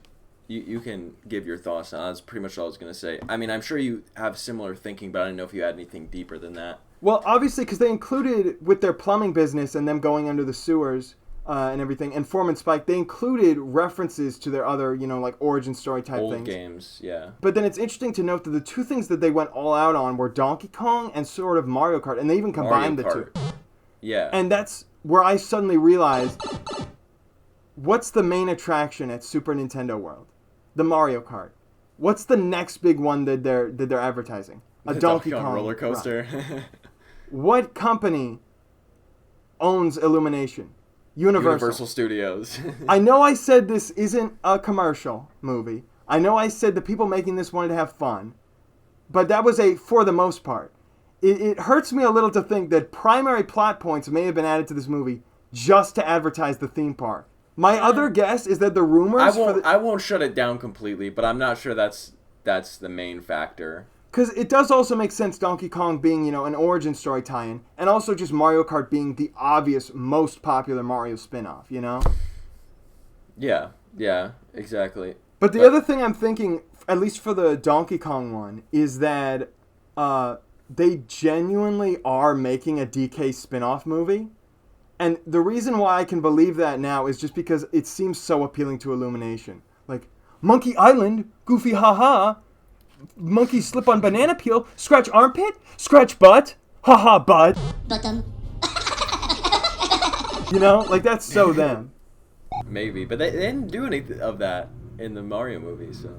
Yeah, but maybe Nintendo would let them for a Donkey Kong one. I guess to me the Kong world seemed not out of place, but just weird because it's like the only place really shown in depth, so it's weird they go so into depth with that. But then nothing else like Dinosaur Land with Yoshi. Yeah. They just briefly show it. They briefly have that brief interlude, which we've talked about this in person, about the brief interlude where there's like Toast Arena from Odyssey and then the Cheep Cheeps and that stuff. And it's like, there's just a lot of missed potential where I honestly wish the movie was just 2 hours and maybe included even one other world or even just like a brief journey through like one of the Odyssey worlds or something. But I don't know. Maybe they thought that then that would be out of place. Because I guess you can't really add them all, or there'd be too many if you tried to add them all into one movie. So maybe it's just one of those things where you have to pick one, and then it's going to seem kind of arbitrary, but they just had to go with some choice. And because that's another thing too. They definitely, like the Kong Island, they almost have more development there than the Mushroom Kingdom. But yeah. As much as you were saying, like, you know, they could have done Yoshi's Island and all that stuff, Dinosaur Land. Another thing I noticed about the movie is, and this is, again, I don't think this is a bad thing, unless you went in with high expectations and specific expectations, but there were not any, even, like, slightly deep, like, cut character picks or inclusions, you know? Definitely no Daisy or Wart or anything, but, like, I was surprised. I thought they were going to at least throw in Toadsworth, but they couldn't even do that. That's my next topic. Go for it then, bro. It's not really a topic, it's like a one-line thing, but I have a theory that the Blue Toad character with the glasses is a spiritual combination of Toadsworth and Toadbert into a single character. Dude, that works. They were like, it's too much work to make both Toadbert and Toadsworth and like write dialogue for two characters. But like, he's blue, he has glasses, but he looks kind of older. He looks like an old man. So he's like Toadsworth combined with Toadbert. But then it's sad they included Baby Peach, but then no. I mean, if you include Baby Peach, you have to include Toadsworth. Like, those characters are hand in hand. So that was kind of disappointing to me. And that was another thing, too. Toadsworth, but also the Mushroom King, I said. That's partly why, when it made sense, I was always like, why'd they crown, like, a random person who came through a pipe as the ruler of their kingdom? It would make sense if they already had a king, and, you know, he was, like, a bumbling idiot, like I said, so they were like, okay, she's better, you know?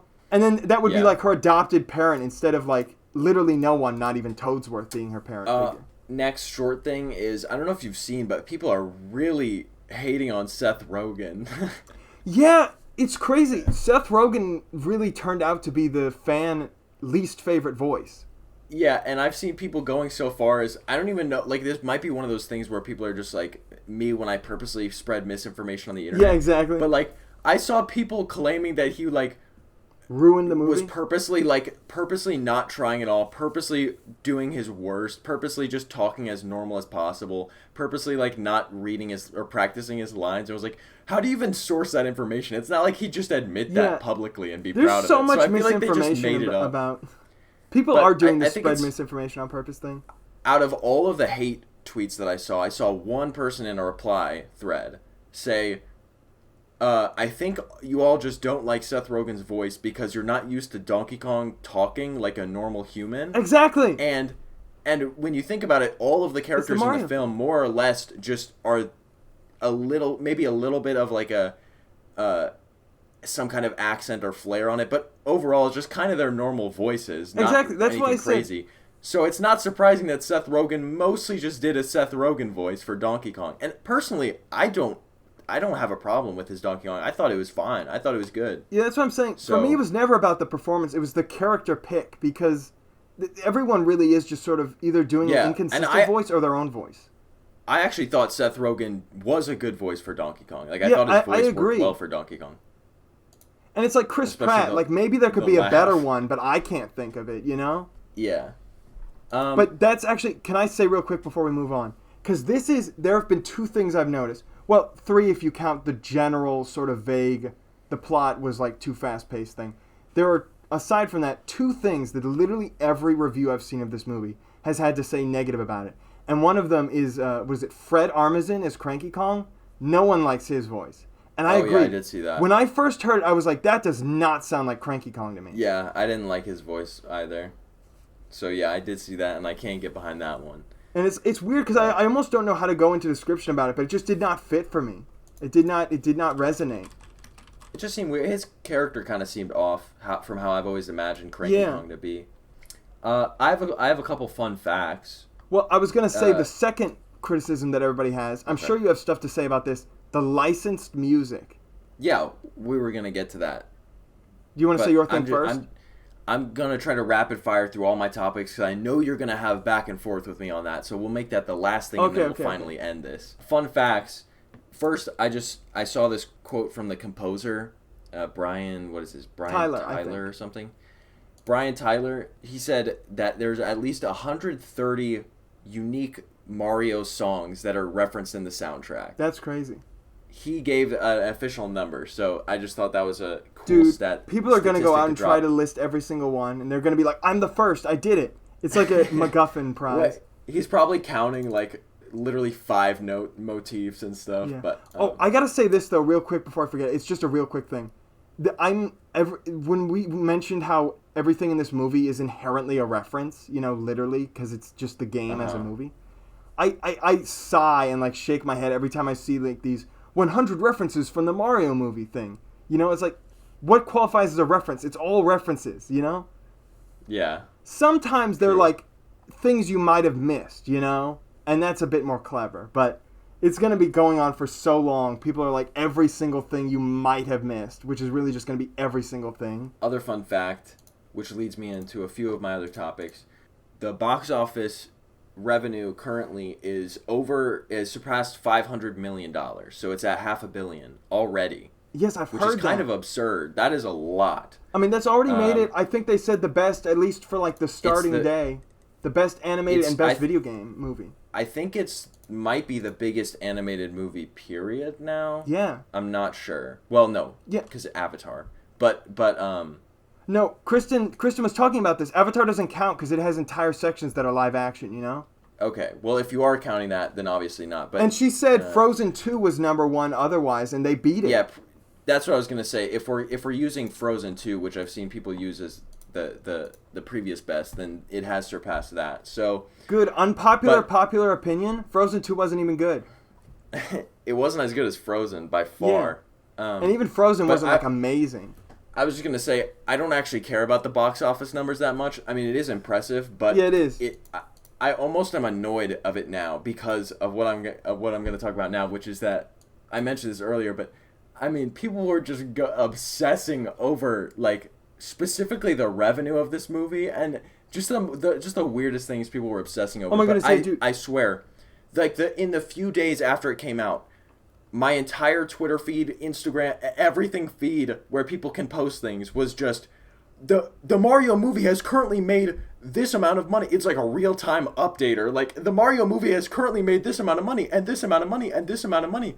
And the Mario movie is on track to beat this, and experts say that the Mario movie is projected to blow up in giant flames. And it's like, I'm so tired of seeing this. And then the other thing is, also, endlessly, people are like, rumored sequel to the Mario movie? Jack Black rumors a sequel with Wario and Waluigi? Wario will be played by whatever that guy's name is that I forgot. And it's like, they start making fan theories, and like, it's so weird. Everyone has gone mad with power and speculation. I have to tell you about this, because I've seen it. Literally every single actor is like throwing out every possible idea, and everyone's just like eating it up. I know. They're I'm like, it's all real, talking. it's all confirmed. Stop talking. Like, no, they're just actors.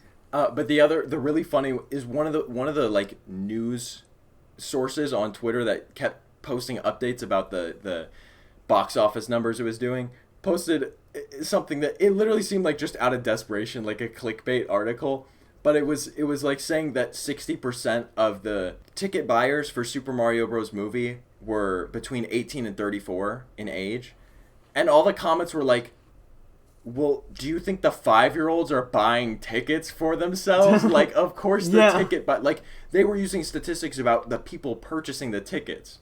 So everybody in the comments were like, this has gone too far. Stop it. Like, you're just milking this as much as you can. But dude, there's so many like conspiracy theory level responses that people have had based off of like the success and the reception of the movie. Like, the first ones I saw where people were claiming that the reviews, the bad reviews from critics, were because they were woke, and they didn't like the girl boss advertising was false advertising, and then Mario still ended up being the hero in the end. And like, people responded to this. Elon Musk replied to somebody saying something like this at one point and said, yeah, these critics are detached from reality. And I was just like, Elon Musk, shut up, you have no idea what you're talking about. He probably hasn't even seen the movie. I know, he doesn't care about the movie, I'm sure. I bet he's never touched a Mario game. That's so funny. But then people are also making it out like there's this secret, intense rivalry between Universal and Disney, and this is like them declaring war, and they've won. And now they own the scepter, they wear the crown. People are literally just like fan fictioning this movie. You know what the interesting thing is, though? Even Chris Pratt is kind of on board with that latter one. He keeps saying, like, the NCU will rival the MCU. And it's interesting because he's in both. He's like a double agent. I know, I was about to say, he's the one to say that. He's just going to watch the war play out if he really wants to. But yeah, that's the other thing. The MCU itself, everybody's acting like it's confirmed. And like, I was going to mention something about that. But you can go ahead. Yeah, go. No, well, I was just, that was the next thing I was going to say, because of all these people talking about, because unfortunately Jack Black has to mention something about, and Charlie Day has to mention something about, like, sequels, and now everybody's going crazy, and now honestly, the whole Chris Pratt has cinematic done it universe too, all of them concept. I don't have much to say about it. I think it would be cool. People have mentioned it, we talked about it, like making a show, like the Super Mario Bros. Show, but a new concept with it, making something like that, making a show again would be cool. I don't know about a cinematic universe, but a show would be cool. The other thing I was going to say is I do think there is potential for more Mario movies. I almost feel like Nintendo never wanted that, though. Because they tried to throw, like, so much stuff. Like, they already put the Luigi's Mansion reference in there. They had a whole dedicated Mario Kart section. So much Donkey Kong. It's like they wanted to get out as many things so they wouldn't have the burden of having to do it in more movies to start with, almost. You know? But now everybody wants it. It's almost like they weren't sure if it was going to be successful, so they were like, just in case, let's put everything out there. Mm-hmm. But I think the interesting thing is that I want to know if they do make more movies, if it's going to continue to be with Illumination. Because I think Illumination was an okay pick for a Mario movie, but... Oh, I was going to say that. Did you see people were talking about that they bought some studio and, like, renamed it Nintendo Pictures? Yes, I've actually been talking about this. That. I think I mentioned this to you before.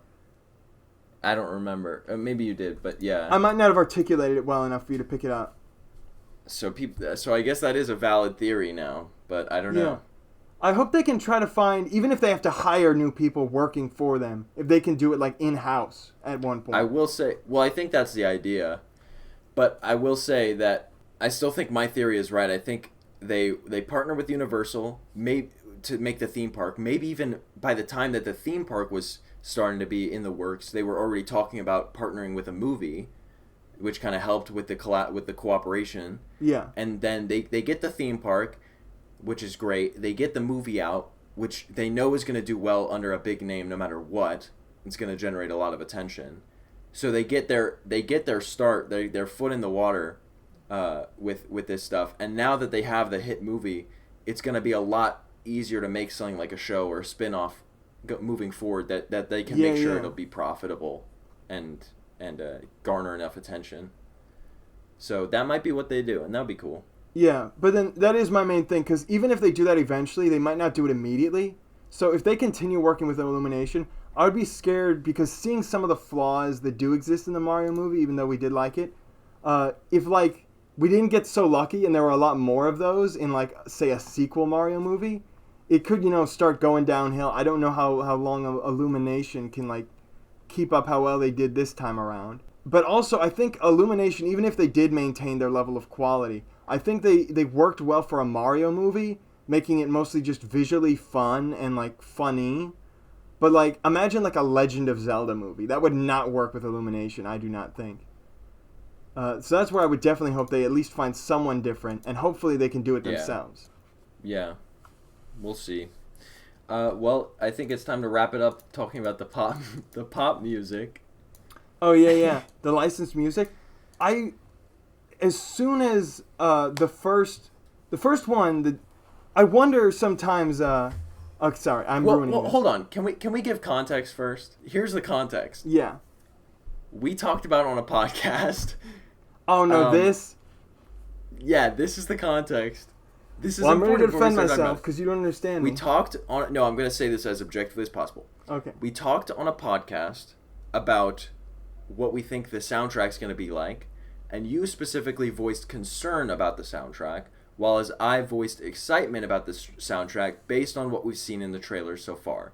You were afraid that it would be corny, cinematic, all epic style music and not have enough relatability or something like that. Whereas I thought that it was going to sound cool and orchestral, and that there would be a range of genres and styles and moods in the music that they make, but that it would be cool to have a blend of Mario themes with a more movie orchestral sort of composition to them. That was where we stood before the movie came out.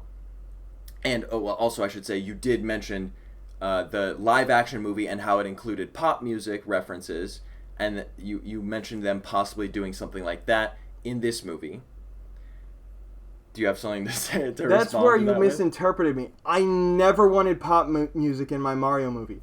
I used them using that song specifically for the trailer, not for the movie, as an example of how you don't have to have a generic, dramatic soundtrack for a movie trailer.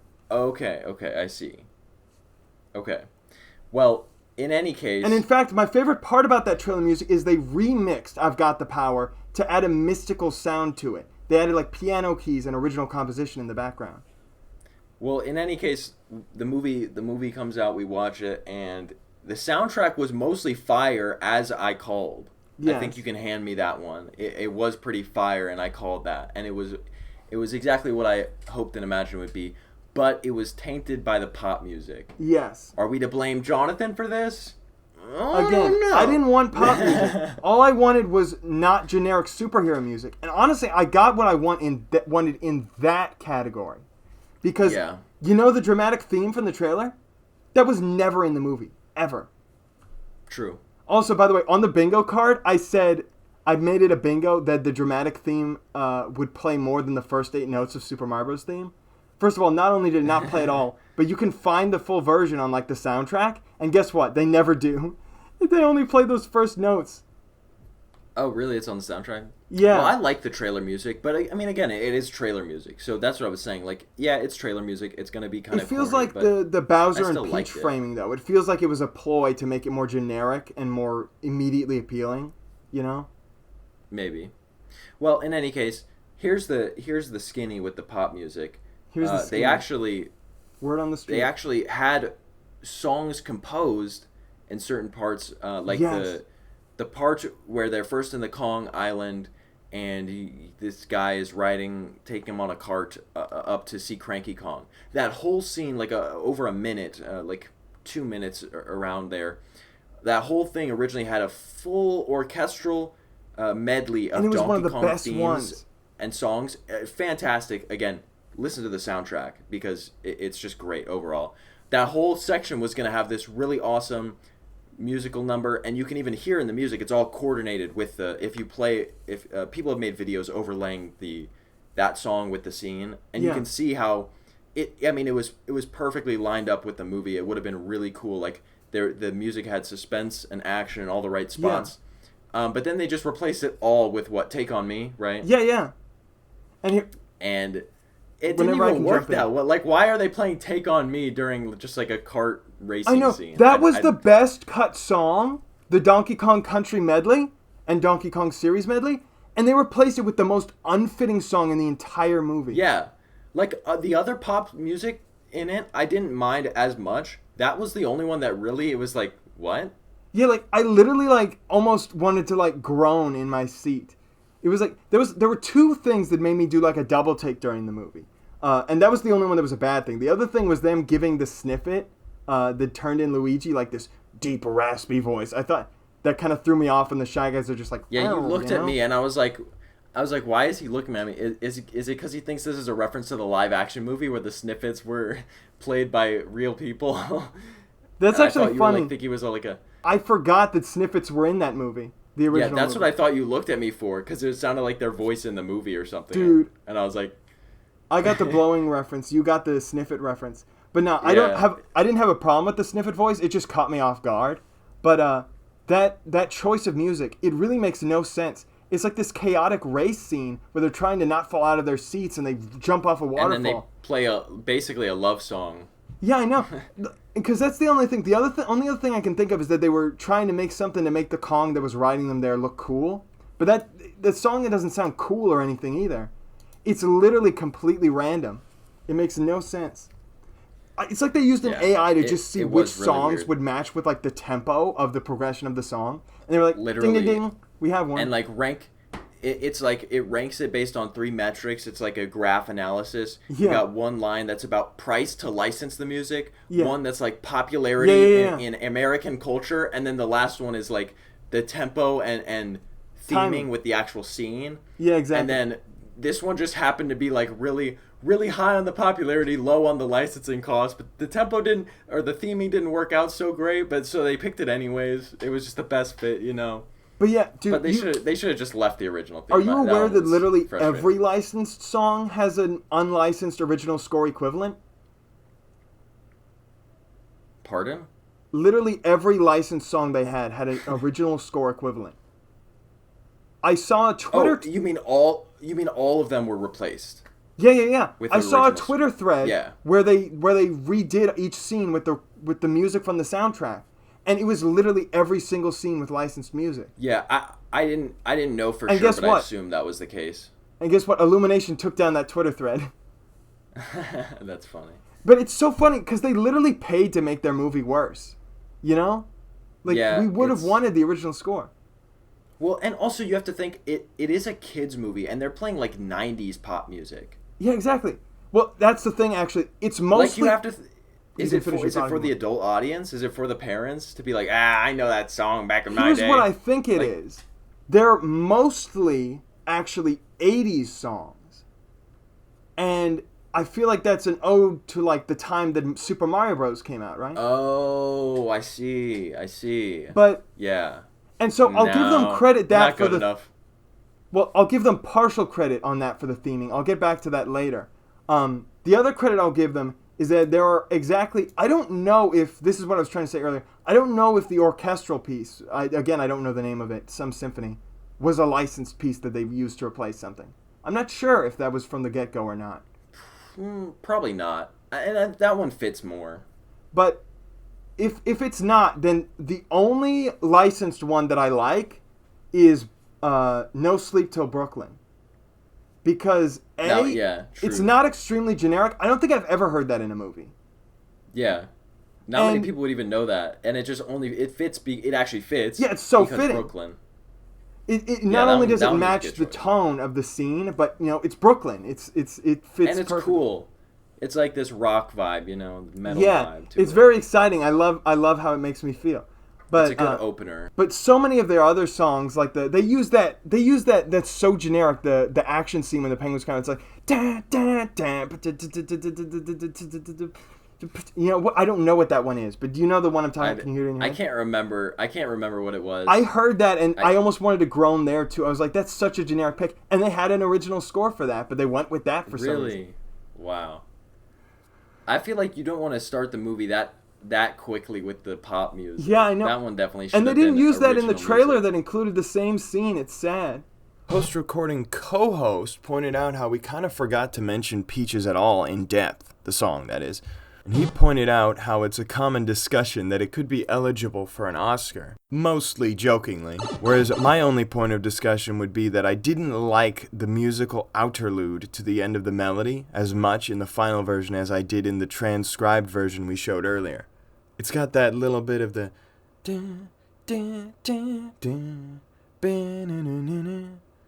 there was no no, I don't even think I heard it in the instrumentals. It was such a cool little refrain though.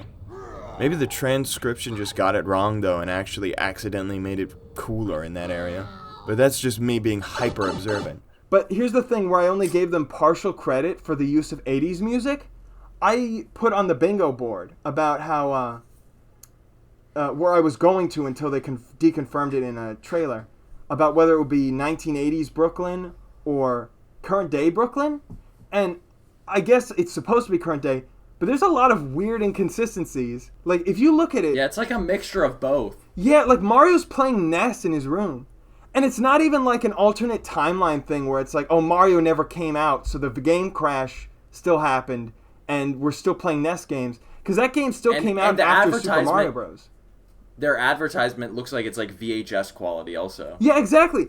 It's like, but then Luigi has a smartphone. It was The Brooklyn in TVs the look new. 80s, but aesthetically it looked better to be more modern, and also it was more convenient to have mobile phones. So yeah.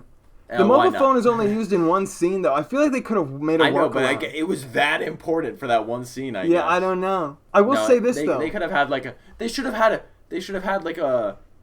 Back in the day that they would have in businesses and stuff like that, they'd have like payphones sometimes. Yes, that would have been a great way to do it. Like that. Dude, yeah, exactly. That's what I'm saying. They totally could have found a workaround. But I like this. A lot of things where new movies acknowledge smartphones. Wait. If it was a payphone, they couldn't have had the GameCube theme as a ringtone. That is true. That's why they did it. That's the whole reason. They did it just for one more reference. We're starting to go back on some of the positive things we said. But what was I going to say?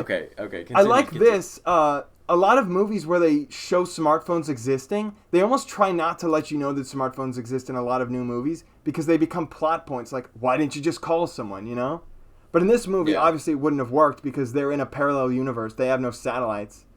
Yeah, Mario there's couldn't have cell called towers. Luigi. Satellites. Yeah, cell phone Cell connection. towers.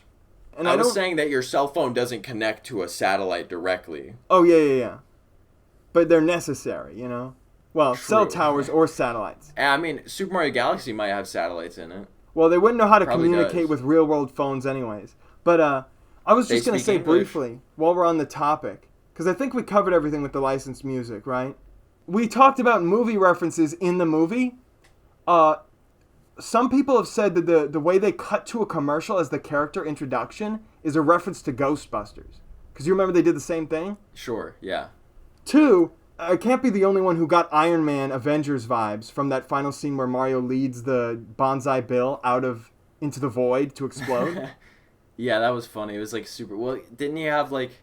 Oh no, it wasn't the cape, it was the Tanuki, but it seemed like a superhero cape type moment. Yeah. They used the cape for the commercial instead. But and the last one, this is so cool to me. This is no way it's a coincidence.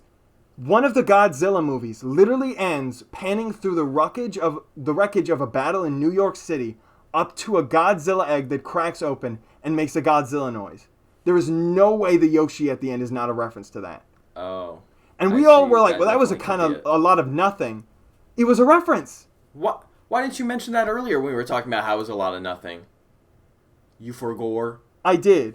I had it poorly organized. Okay. But I think it's cool because... He forgore. I thought it was cool because that they included that because movie parodies have like a weird connection with Mario, which is almost why I don't mind the pop culture stuff too, because the Super Mario Bros. Super Show used remixes of pop songs all the time, and they were constantly spoofing popular movies, you know? So it almost feels in character and context, you know?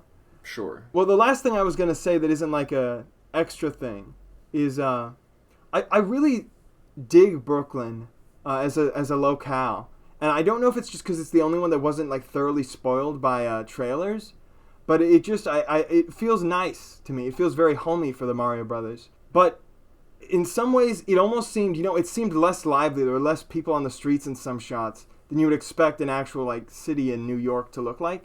Maybe it was COVID Brooklyn. Yeah. It almost made me wonder if they could have gone even further with the Mushroom Kingdom, because they made it look huge and expansive, but we never feel like we're really traveling through it. We get like very strict angles a lot of the time. Yeah, that's what I was going to say. That's what I was kind of meaning with all the worlds. It's like very cherry-picked locations. Yeah. I guess it's not... It looks more extensive than it really feels. But honestly, that happens with video games a lot too. But I was going to say, these are my closing thoughts that I had, is the ultimate test of a good movie for me is if I would watch it again. And for me, I thought about this a little bit, but honestly, pretty early on, the answer is yes, I would definitely watch it again. And I think Chris Pratt really knew what he was talking about when he said there's a movie you can want to watch twice, not because of the references, but because of all the non-referential details. Like, there's so many scenes where there are gags and character interactions going on in the background. I saw a clip of the scene where Bowser's talking to his minions. There's so many things they're just doing in the background. I said that weird. That you wouldn't even notice. Background. Dude, I didn't even notice this gag when the Mario Brothers were eating dinner with their family. Luigi keeps trying to get food, but his family members keep, like, stealing it from him. I didn't even notice it because I was paying attention to the conversation between Mario and his father. There's just so many... They put so many extra details and cool stuff in there. But I will say this, and the movie is packed, as you said. Like, there's... As much as it's a short runtime, they really did fill it in with stuff that, while rushed, is never unenjoyable or feels like it's like breakneck paced. Like you said, I would love an extended and rescored cut, because they cut so many scenes, and I want the original score in there. But yeah, no, I'd watch it again too, and overall, those are my main criticisms. I'd agree that I don't think what's there is bad, but I think there's more that they could have done. You know, it could have been better, but it didn't necessarily suffer from not having more. It just would have been better with more. Yeah. Chris Pratt challenged us to watch it with an open mind and an open heart, especially to his voice acting. I did that. I liked the voice acting. I thought he did good as Mario almost the whole film. Oh, yeah. I thought the plot... It was substantial enough without having to be something crazy for just a goofy plumber movie, and I thought that it leaves anticipation for future endeavors, and but that it's still going to stand up on its own in the future as the Super Mario Bros. Movie. Yeah. So 8 out of 10. 8 out of 10. Yeah, I was going to say that my final rating is that we have a new Mario Day tradition. We're going to watch this one, and that could be the end of the video. That's all I have. That could be the end of the video, but unfortunately, I just want to say this, even if it's cut away. You brought up something that makes me want to talk about the fact that you talked about how this is still going to be like the definitive Mario movie years later. Yeah. And it does make me wonder, because, you know, we said the movie could have been better, but obviously I don't think they're ever going to redo it.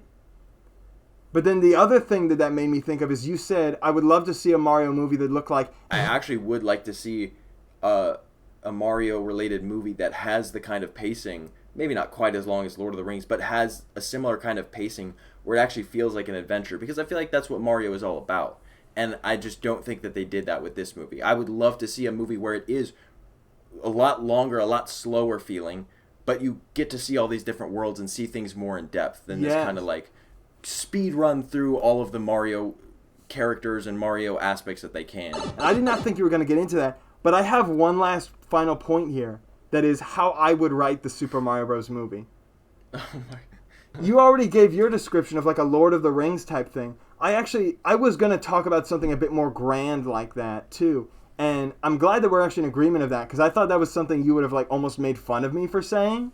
Like taking this like fun little tiny game world and making an epic adventure out of it. But I would like to see something like that. I said that I would want something that's almost like fairy tale-esque, which people hear fairy tale. Fantasy, like Lord of the Rings kind of. To me, the difference between fantasy and fairy tale is that fantasy puts more effort into its world rules, like world building lore, and fairy tale puts more into the theming of its world. Like that's how a lot of fairy tales, you think of fairy tales as being for kids a lot because they have like a message or something behind them, like fables and stuff. But for me, I even consider stuff that is clearly not for kids, like Arthurian legend, to be fairy tale-esque.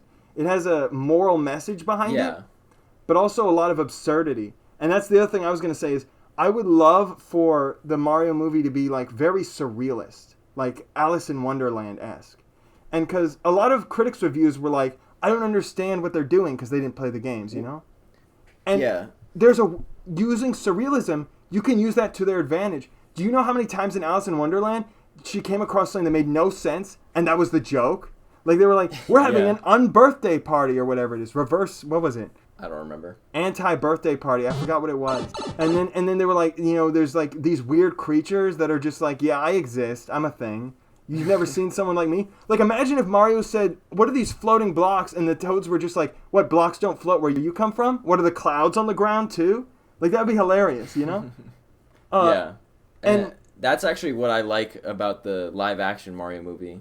It's very weird. It's very avant-garde and surrealist in some ways, and I actually like that. That is actually my favorite thing about that movie. My favorite thing about the anime movie, though, is they have a bit of that journey aspect, like you said.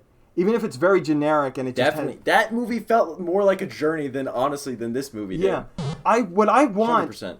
I think the best way, especially in a surrealist setting, that you can trim down a journey and not have it feel like it's like dragging on, is not to do like the cutaway, like scene by scene wandering through the wilderness like they did, but to do something like the Yellow Brick Road scenario in Wizard of Oz, where there's like a checkpoint where you meet a new person each time, and that like sort of signifies like the major turning points of your journey, you know? And each is in a different locale as you're heading to this final destination. And that's another thing I would do. I would not shy away from one-off characters as much. Like, the anime movie had those two Goombas who were bumbling around, like, trying to mess with the Mario Brothers the whole time. It would be cool if we had, like, interactions between more than just one blue-shelled Koopa, you know? True.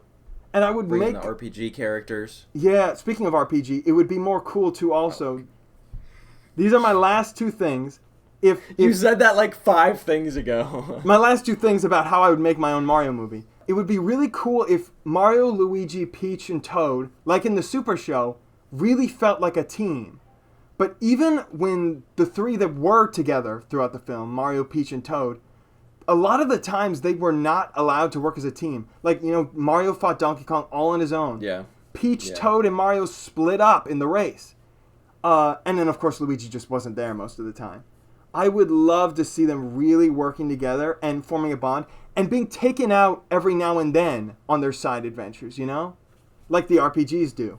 Obviously, that's a more demanding story, but I think it would really make the characters feel more holistic. And the last thing I would want is, I described this in the podcast once, cinematic serendipity of Mario being a plumber in a world full of pipes. It would be so cool if he used his plumbing skill at any point during the movie. Yeah. Because in the Super Show, he built like plumbing contraptions out of the pipes around him all the time. It was like a thing. One of my favorite things is the old Mario movie had a rejected idea where they were going to include coins, and the Mario brothers were going to find out that the plumbing like machine washers, the rings, could be used as coins in the Mushroom Kingdom. And that's what I'm talking about. It's just so cool, the like coincidence of it all. Yeah. Okay. So you're gonna direct the next movie then? Nah. What I was originally gonna Twitter news accounts about what the sequel's gonna be like. Originally, how I was gonna lead into this is just something I want people to do. This is their homework. The original guy who was gonna make the 1993 Mario movie, Greg Beeman, he really had a surrealist fantasy vibe to it. It was still gonna be live action, But check out some of his unused like concept art and stuff. I used some of it, if you're wondering, in that bottom section of the art that I used for the video. He made that set piece. The diorama. Oh, you were talking to me. I thought you were talking to the viewer. Yeah. Do you remember that? Okay. He made that. Yeah. And they apparently he was like taking too long on the movie or something, and that's why they went with different directors. But I would have really loved to see what he would have made, because it seemed really faithful and really interesting. For sure. And that is my final statement. Do you have any more final statements? No. In case you don't, well, you won't know because it's going to be shortened, but Lord knows how long the final video is still going to be. We have been recording for 3 hours. But 3 hours is how long this man can talk about a single movie with his favorite comfort character in it. In case you had to take like a 5-minute bathroom break, and then some other stuff happened. Oh, 5 minutes out of 3 hours, guys. There was a lot of pauses. I just want them to know how infinitely. I mean, I had to rush you here at the end. I mean, this easily could have been a 6-hour conversation of you just talking about a single movie. So in case anybody was doubting how this might be the single most dedicated man on the planet. But with that said, Absolutely. 8 out of 10. I have nothing left to say. I'm sure my co-host has plenty left to say, but I think we're going to have to end it there. Yes. For I my am sanity done. and yours. All I want to say is I apologize for the length of the video. All I want to say is I suffered too. This mask is not a real mask. It is a piece of cardboard. It is part of a cereal box. It hurts my face, and it took 15 minutes to get on right. Which is surprising then that you wanted to record so long. We could also just make your camera just not have a camera and just make you have a... This is more interesting, though. It makes instead. you seem weird. Well, I know I look weird. Quick, I won't put this at the beginning of the video, but for anyone who lasted this long, yes, I am not doing a face reveal. The motif of the black box with a white question mark works a lot better in animated form, because you usually see it in art, like covering up a thumbnail. But this is what I went with. But yeah. I made that mask, by the way. Yeah, well, this is the Mark II. I made the Mark I. Jason's awesome. He made me the Mark II for my Christmas. It's officially called the Mark II. That's Yeah, dude, I love it. That's funny. The other side, the Mark II. All right. Thanks for watching. Thanks for watching. Probably 10 minutes of it. We're probably done talking about, well, not Mario. I'm sure something will happen someday in the future, but the Mario movie is we're done Hopefully with. we've exhausted the topics that we can talk about for the movie. Next podcast, Mario free. It's going to be a wonderland Mario of free. It's going to be like Mario related What was topics. that one Nintendo We're going to talk Direct? about the usual Mr. Beast, Elon Musk, probably somehow. Yeah, Fortnite, bringing up old material. Remember we would always bring up Fortnite? The next podcast is going to be like that one Nintendo Direct back in the day where Reggie made a point of saying that they weren't releasing or talking about any new Mario games this time. Yeah, that's going to be our next podcast. It's funny how that's kind of become the norm. There's been a Mario drought. But no more talking about that. No more talking about that. Well, here's the last thing we'll say. Now that the movie's finally come out, we might get to see Mario games for once again. I don't know why it's been like backed up like this, but apparently it's related somehow. All Mario effort has been into theme parks and movies and non-game material. Miyamoto can take a nice 8 out of 10, but I'm very excited to actually be able to play a video game. You know, the main material once again. Shoot, dude. No, I just found 3 small things that I have to talk about. You can talk about it on the podcast. Jonathan, I can't. It's over 3 hours. What is it? What could it possibly be? They didn't say credit it in literally 5 minutes. They didn't credit say it in Grant. 5 minutes. They didn't credit Grant Kirkhope for the DK rap in the credits. Yes, everybody saw that. Okay, They just said that's a fun fact. Yeah. The only other thing I was gonna say is, just like my crazy theory about why they made Mario hate mushrooms as like a dig at the people who made jokes about it being a drug reference. A small part of me, Miyamoto has talked before about how he shot down the idea, Koizumi's idea. You know, the new like producer of the Mario games, starting with Odyssey. His idea is to put more story in the Mario games. Specifically, the Super Mario Galaxy series is where Miyamoto said, no, there's enough of this. But he still got in Rosalina's storybook.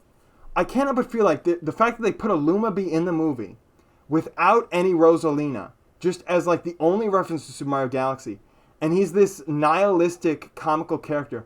I wonder if it's a dig at Koizumi for trying to put deeper, like, philosophical meaning into a Mario game. And he's like, staging it as like a bummer thing, and it's like a dig at him. That would be the No, craziest you are a thing, but there conspiracy is like theorist. no way. You are a conspiracy theorist. But like it's That so was- crazy. That was not a worthy point of talking about. I had to say Was it that though. the I last had one? to say it. Was that the last one? Yeah, I don't think I have anything else to say unless you want to know about the fact that there were 8 toads around the map that make it look like they're the 8 toad retainers from the original mushroom retainers from the original Super Mario Bros. They just had Thanks some for interesting watching, imagery everyone. that they didn't capitalize on. But that is it. That is it. I'm done. Thanks for watching, everyone. Hope You you totally enjoyed. sunk Make in sure your to like, chair. subscribe, and check out our next videos. The next video where I will not totally Mario Jason out of existence. Yep. Yep. I'll be I the one feel lean. like I need I'll to go, lean like, back in my run a chair next time. I marathon. promise. It'll be me, not you. I'm so tired of sitting down. But until next Okay. time, peace out. Okay. Well, see you later, dude. I'm taking off this mask. Dude, my face has been permanently reshaped. I think my butt has been permanently reshaped.